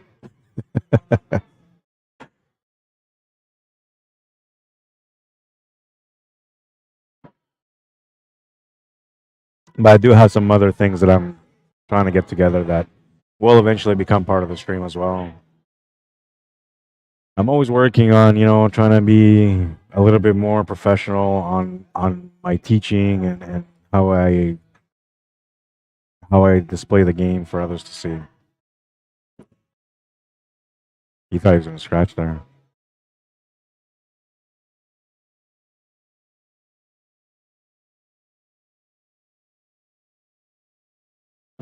When he's shooting good and he's on pace and everything is good, and like he takes about 7 seconds per shot, not much more than that. That's what we noticed so far about him. And when he has a situation where a little bit more difficult, he does take a little bit longer, but not by much. Usually like 20, 30 seconds more. Missed the shot. Darcy will come up. Clock starts running.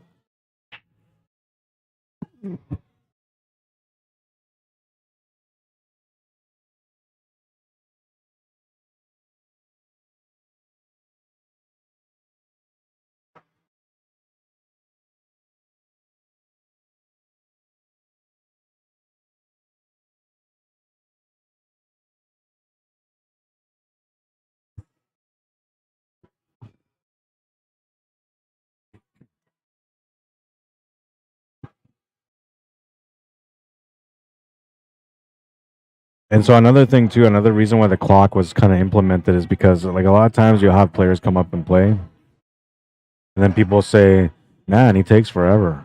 Man, he takes forever." And I think it's like there's certain situations where a player has to take forever. There's certain situations where the player really shouldn't, right? But when we watch these guys play, we're watching the clock going. We have a better understanding as to what happened, why some matches take a little bit longer. Missed that shot. Shot went out a little bit too fast on that one. And we'll have the somewhat easy 6. The shape for the 8-ball is good. He just has to make the shot here. Nice little combo on this one.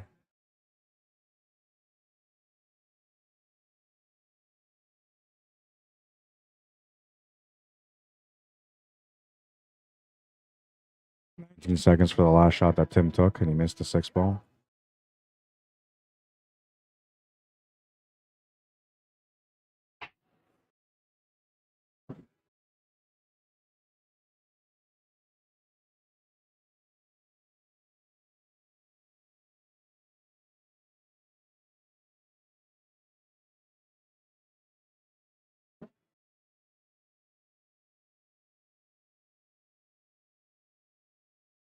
Let's go through here on 2 rails to get shape for the 15 ball.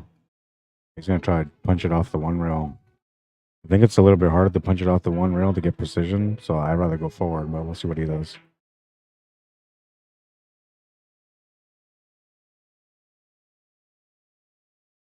And so far I noticed that Darcy's about a 15-second player.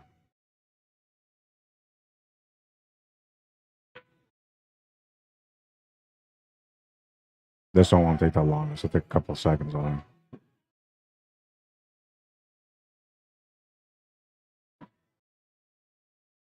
And he's continuing his lead. He's up 3 games now. The score is 4-1.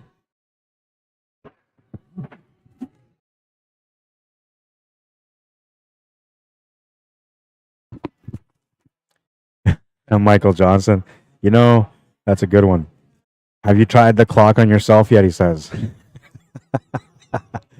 I'm going to tell you right now, I'm about 1.5 minutes per shot player. Not really, though, but sometimes 2 to 3 minutes. It just depends on the table. But when I'm taking my time, I'll tell you this much. When I'm taking my time, it's because I'm looking at the finish, right? I'm trying to figure out how to get that finish. I'm not taking my time just because I want to take my time on every shot. Usually I'm taking my time because there's a strategic plan behind what I'm doing at the table, right? So part of that requires me to have to think everything out, and you kind of have to reassess from shot to shot sometimes because you're thinking, I'm going to land right here, but then you land over by a little bit. Now the shot changes, right? And you have to reassess again.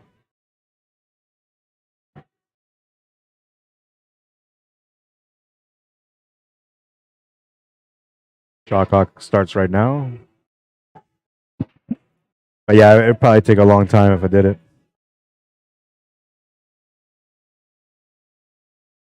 Costa Cruz Sendejas, bienvenido, welcome.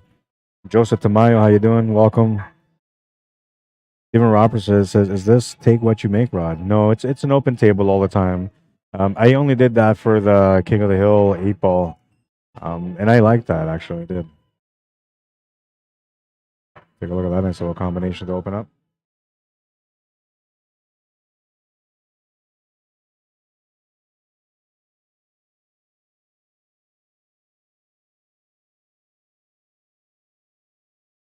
Let's finish shooting on that one.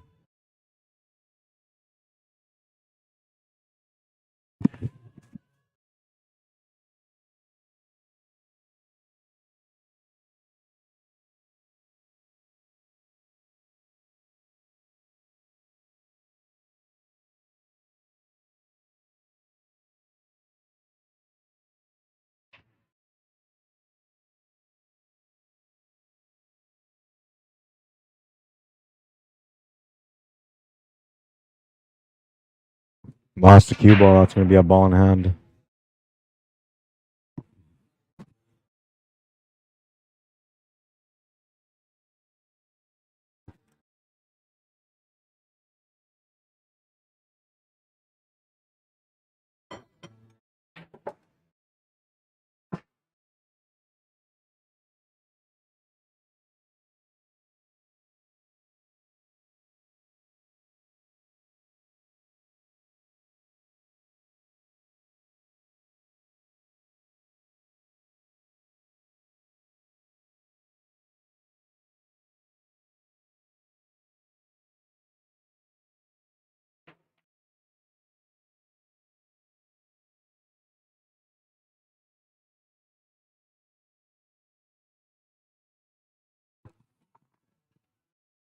He missed the shot, but he missed it on the plus side. He didn't leave him a whole lot of options except for maybe just the one ball.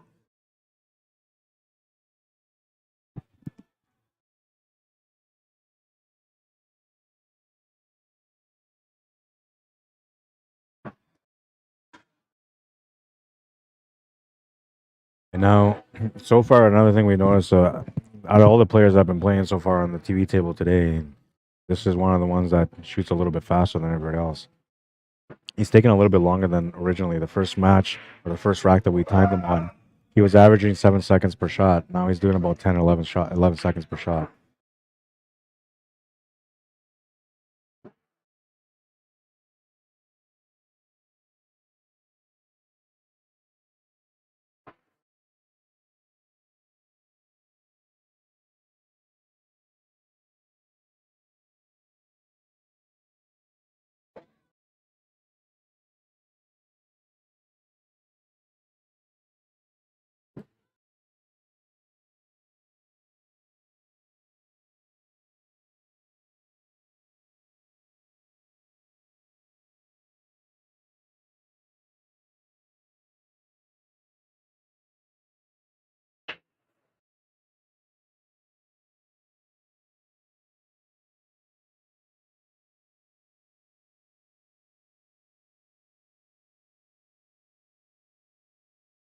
Nice little shot, nice drawback.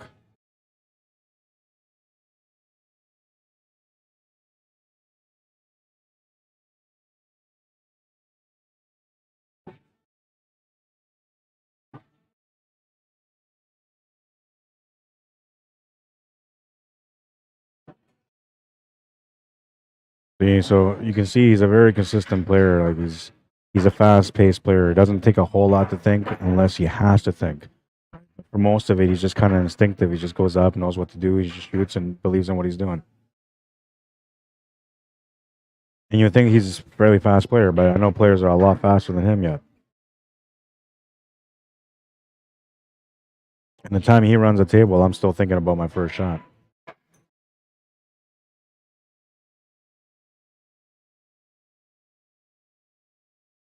Gene Peacock, how you doing? Says shot pool 5 days last week, including 8-ball, 9-ball, and snooker. It was fun. I always enjoy pool. Yeah, you know, how could you not, right? How could you not? Match and break, but doesn't look like he's got any friends, or did he? Yeah, oh, he made one. Charlene Maines, how you doing? Stand-up comedy, LOL. It's Kathy. Kevin Hoger, what's up, man?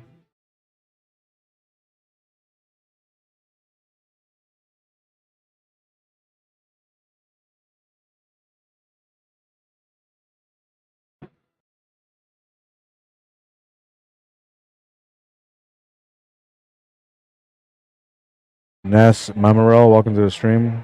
Camden Perot, welcome to the stream. Haven Splico, Ron Hoger, welcome, guys. David Twig from Scotland, how you doing? Says good evening.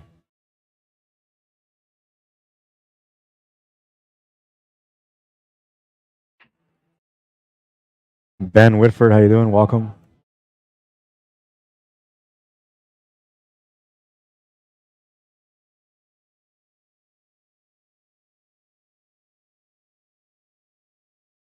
Probably one of the longest shots he's taken so far, and you won't see that too often.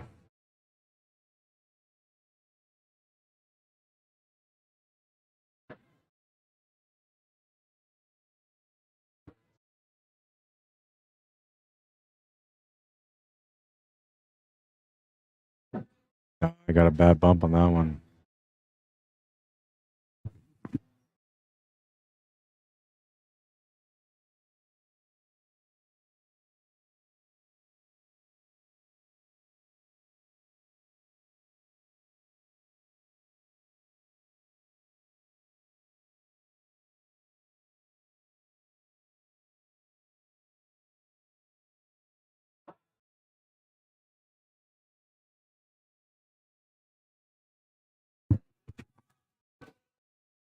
That was a huge attempt. Huge attempt.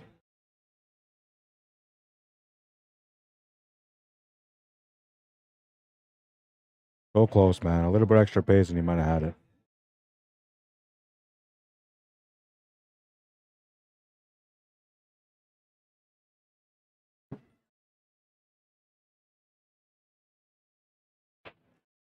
Now this sleeve here is super uncomfortable, man.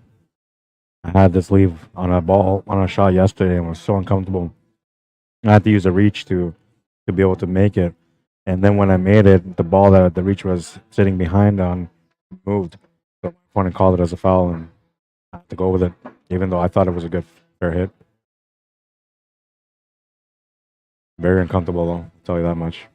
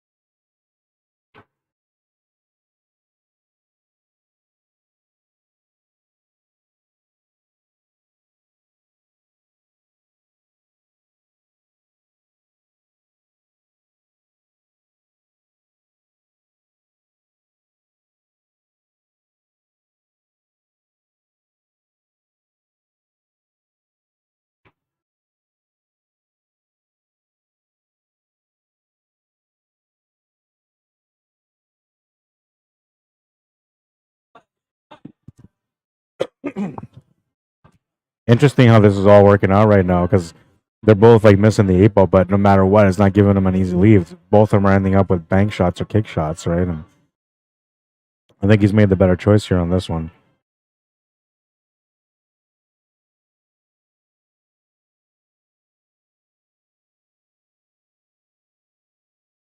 Oh, and then he left it like that also. Well, it's interesting that the 8 ball just keeps rolling into a bad spot, right? It's weird. The only way he hits it, he rolls up to it.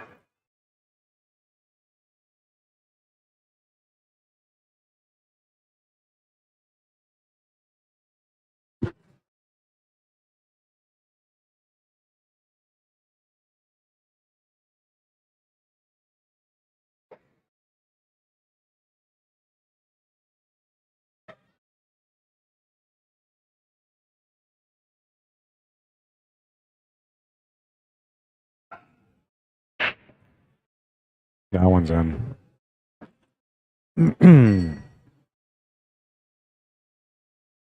Darso will win game number 7, giving him a 3-game lead now.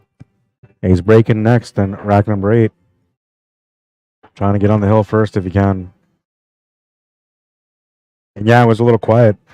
I don't know if you guys realized that it was quiet or not, but I mean, I was still trying to do operator stuff, but I was busting a munch of my burger, man. And I don't really eat burgers, but man, that was a good burger. It was worth the sin, I tell you. It was worth the sin. Mary Griffiths, how you doing? Says, matches are excellent today. Indeed they are. Indeed they are. Rack number 8. Darcy jokes to break, and, well,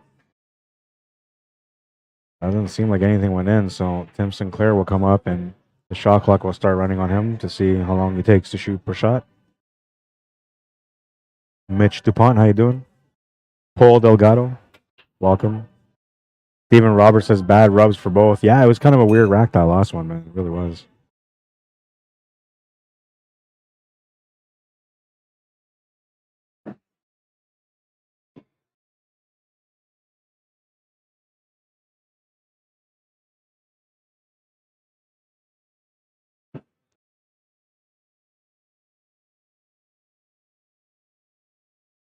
Might get stuck having to take this 15 ball on. You could try to stun over for the shape on the 10 ball, but then the 11 ball is a bit of a problem.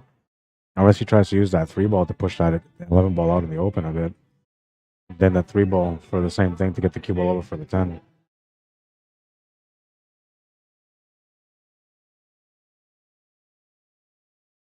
I'm puzzled on this one because it looks like the 2 ball is slightly in the way. If he's trying to go off the side rail back up for the 11 ball, it looks like the 2 ball is just in the way. And if it is, the cue ball might even run into that 8 ball and kind of stop there.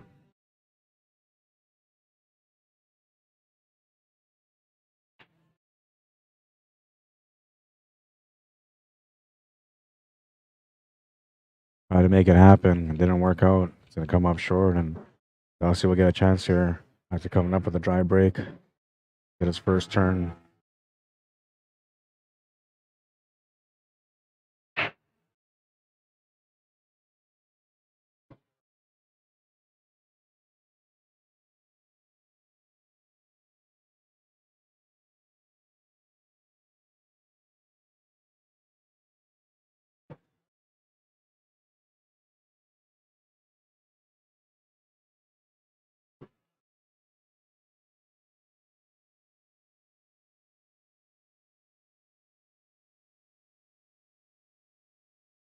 Little breakout here.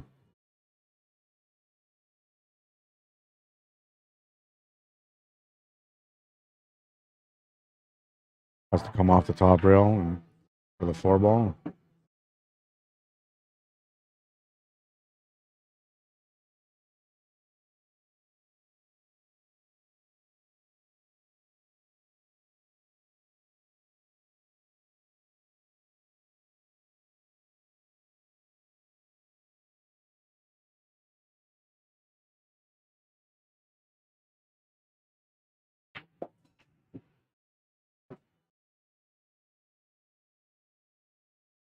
follow this through for the 8 ball on the side.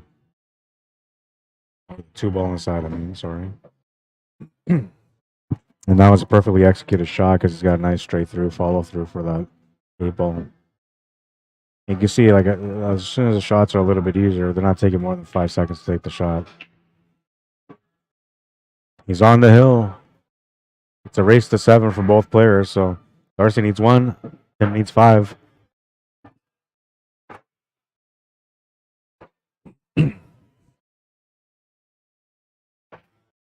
Joey Jolly, how you doing? Rebecca Lepek, welcome to the stream. Gwen Armstrong, how you doing? Welcome. Snooker defense, Rod. Oh, that was a little earlier. Well, you know, you always, whenever you're playing a snooker or a safety, you always got a better opportunity, right? So probably was a good time for it. Lester Chavez, how you doing? Anything going in? The 15 ball's going to go in. And the shot clock will start.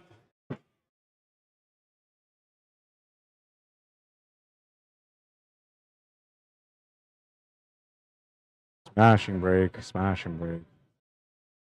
15 goes in. Just finished shooting there, so it's 15 seconds roughly for his opening shot.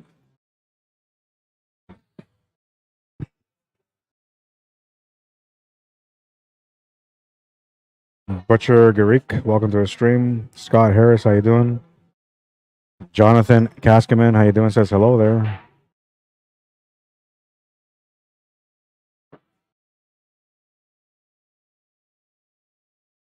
Gene Peacock says, oh yeah, if I count watching your stream, 7 days of pool. Well, and I feel like it kind of is like that, right? When you're watching the stream and you're actually getting some good information, you know, and some good knowledge, well, you're actually just as much as playing, right? Your brain is working the mental side of the game. And you are gaining knowledge when you watch a stream. You gain a lot of knowledge from it. Depending on the commentator, though, right? Sometimes commentators get a little too carried away with other things, and you're not really learning a lot from that. And for me, I'm kind of the opposite. I get carried away too much on the technicality of the game, and maybe that can be overwhelming for some people. But I'd rather do my best effort to teach everyone the best way that I can, or to share my opinion the best way that I can, than to not do it the right way, I guess.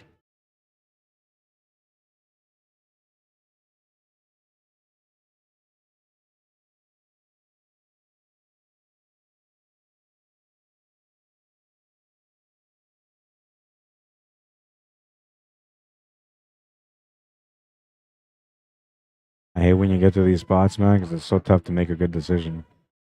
And what he's stuck on here is that he needs to get fairly good on this 14 for him to get the shape on the 8. So that's where he's kind of stuck on. Does he take that 14, play through on the 10 to get up for the 8?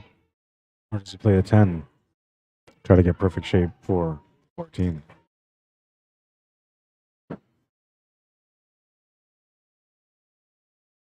And so he's going to go this way around, which isn't too bad of a choice as long as he gets to the left side of the table. But a few blockers on the way, the 2 and the 6 are 2 of them.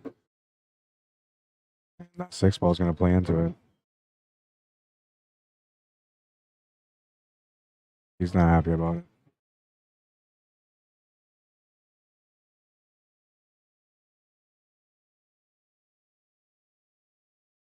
Great attempt on that kick shot, but he will come up short on it. That's going to bring Darcy and Jokes to the table. A chance to close out the match now. And I'm thinking, you know, I don't have a good chance here because the table is nicely opened up for him.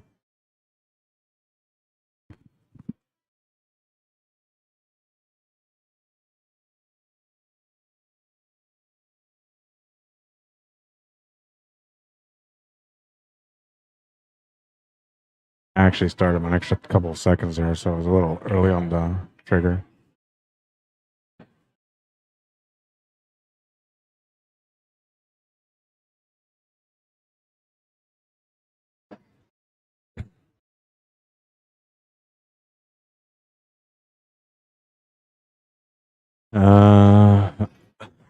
Two ways to play this. You can play it through to try to shape up for the 6 on the side, or try to play back into that 2 ball. Then you do the 6 on the other side. If you get the shape for the 2, you take the 2, obviously, but which he does. That's what he's going to take.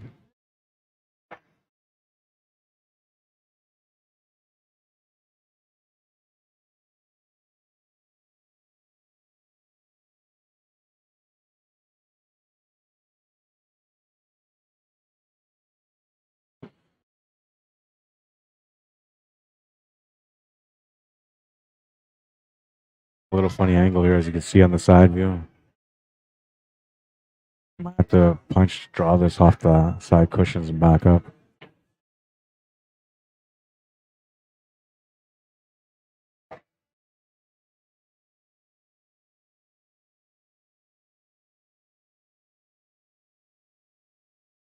You'll make the 8-ball and you'll finish the match with a score of 7-2. 7-2, the final score. This is a nice little positional shot. You had to go off the cushions here for you to get back up for the 8, but you know, the precision to be able to get almost a perfect weight on it, that's where the key was, right? And he got pretty good on it. All right. So now I got to figure out who my next TV table matchup is. I have no idea, man. I got a bunch of players sitting on the side and nothing's going on, so I got to go take care of that real quick. We are going to back up the camera a little bit, I guess, while I do that.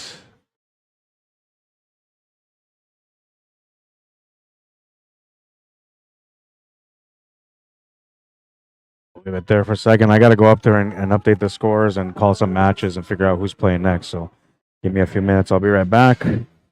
Catch up with the comments before I do that, though. Stephen Roberts says all the smells at one end, all the solids, I guess, on one end, and all the stripes at the other. That's what you meant. Gene Peacock says, really, the best advice I got from you is the big circle, little circle. But I feel like I'm practicing when I watch your stream. Always good players and your good commentary. Thank you. I appreciate that. And yeah, that's something, one of the biggest things that you can take from what I teach is the circle, right? I don't really talk too much about the circles, but I'll talk about it when I come back. What I'm going to do right now is I'm going to put a commercial real quick. It's about a 2-minute commercial. This is for Rambo Miller. And if you guys are looking to do some online guitar lessons, this guy can help you out. Just pay attention to this. I mean, this guy, honestly, he's gifted, man. You watch just a second of this commercial, a couple of seconds of this commercial, you know this guy's gifted. Check him out. I'll be right back.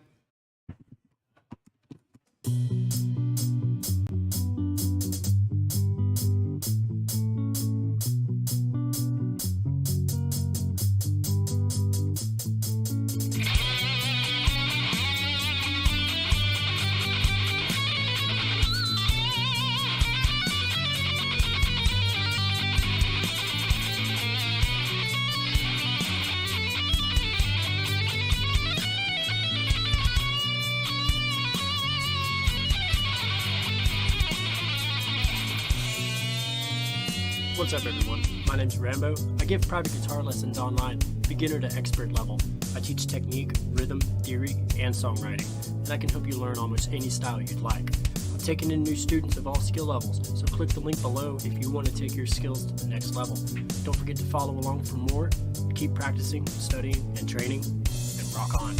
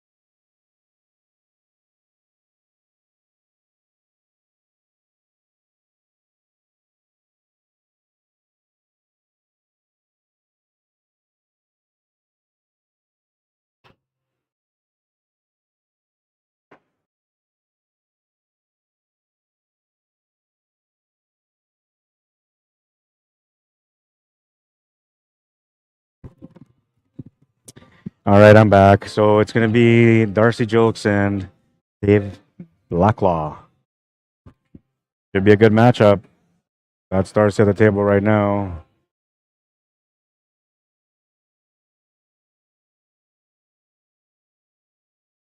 We'll switch him up, put him on the left.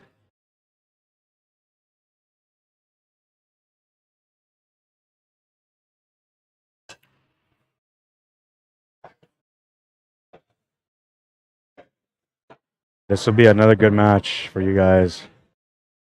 And I believe this is, I want to say this is quarterfinal, but it might be semifinal. I did come in a little bit later today, so there's a good chance that this might be the semifinal. But I don't know. Could be wrong.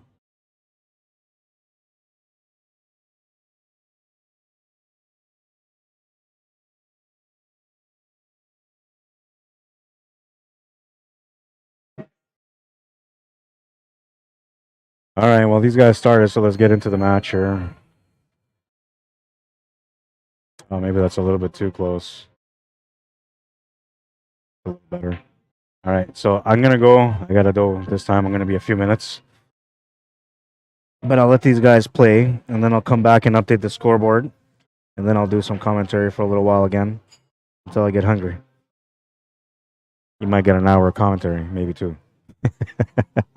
No guarantees, though, man. I'm always hungry. 8th side quarter. I'll be back.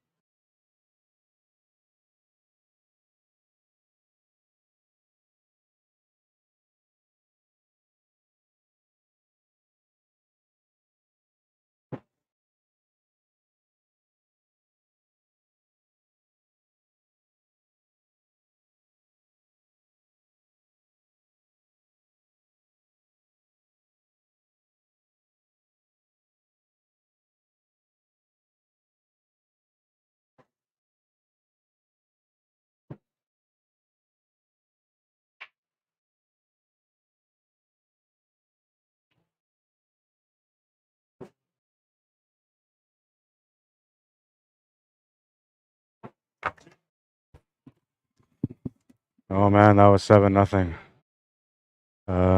Jeez, I missed a lot of great shots. I'm sure. I'm so disappointed. But I was locked up into a meeting and I couldn't get out of the meeting. I was trying my best to get out of the meeting, but I just couldn't. Jeez. Well, I don't know what I'm gonna have for next match, but maybe what I'll do is I'll just stop the stream, start fresh on the next one. That was too fast. I got locked up in a meeting, man. Supposed to shoot slow. I shouldn't though. Did I miss any crazy shots? I'll be mad if I missed the highlight of the day. But some good shots.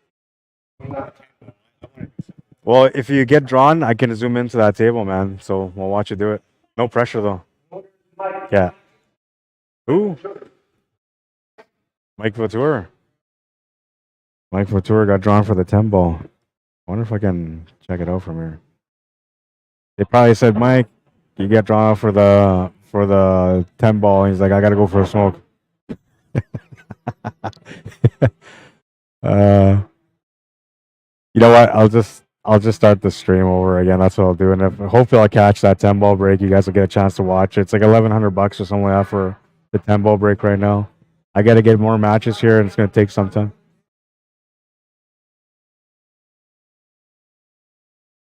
What?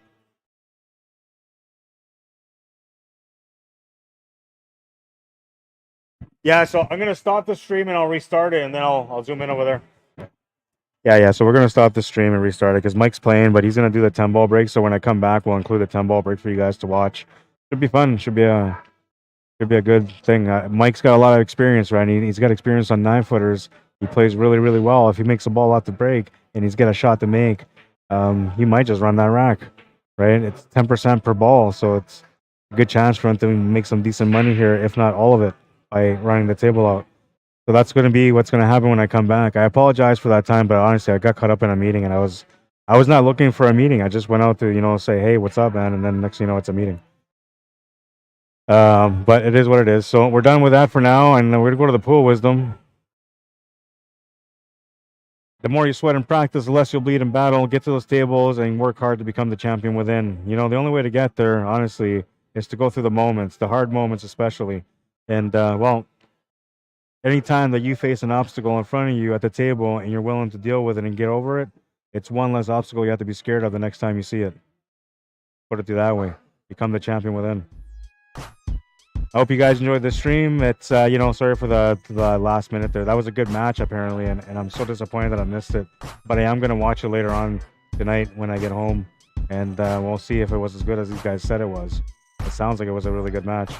I will be back with another stream probably in about 5-10 minutes. I'm going to go straight into it. It takes about 10 minutes to set it all up, and then as soon as I set it up, we're going to go into the stream. So I'll be back. By the way, if you want to add me or follow me on Facebook, my name is Rod Arriagada, RODARRIAGADA. If you want to message me to come out to your town to cover an event, and I promise you, I won't ignore the stream there. I won't. I didn't ignore the stream here. I was in a meeting. But cslmanitoba@gmail.com. If you want to support my work, you like the quality of work that I do, and you're thinking, you know what, I want to see this guy do some more stuff. Well, you can do so at PayPal or via e-transfer at cslmanitoba@gmail.com as well. I'm going to get going real fast so I can get this all reset. I will be back with another match, and I will be back with a 10-ball break. Don't go too far. You got enough time for a smoke and drink. Well, one or the other, I guess, or both, if that's your vice on Sunday. I'll be back. Cheers.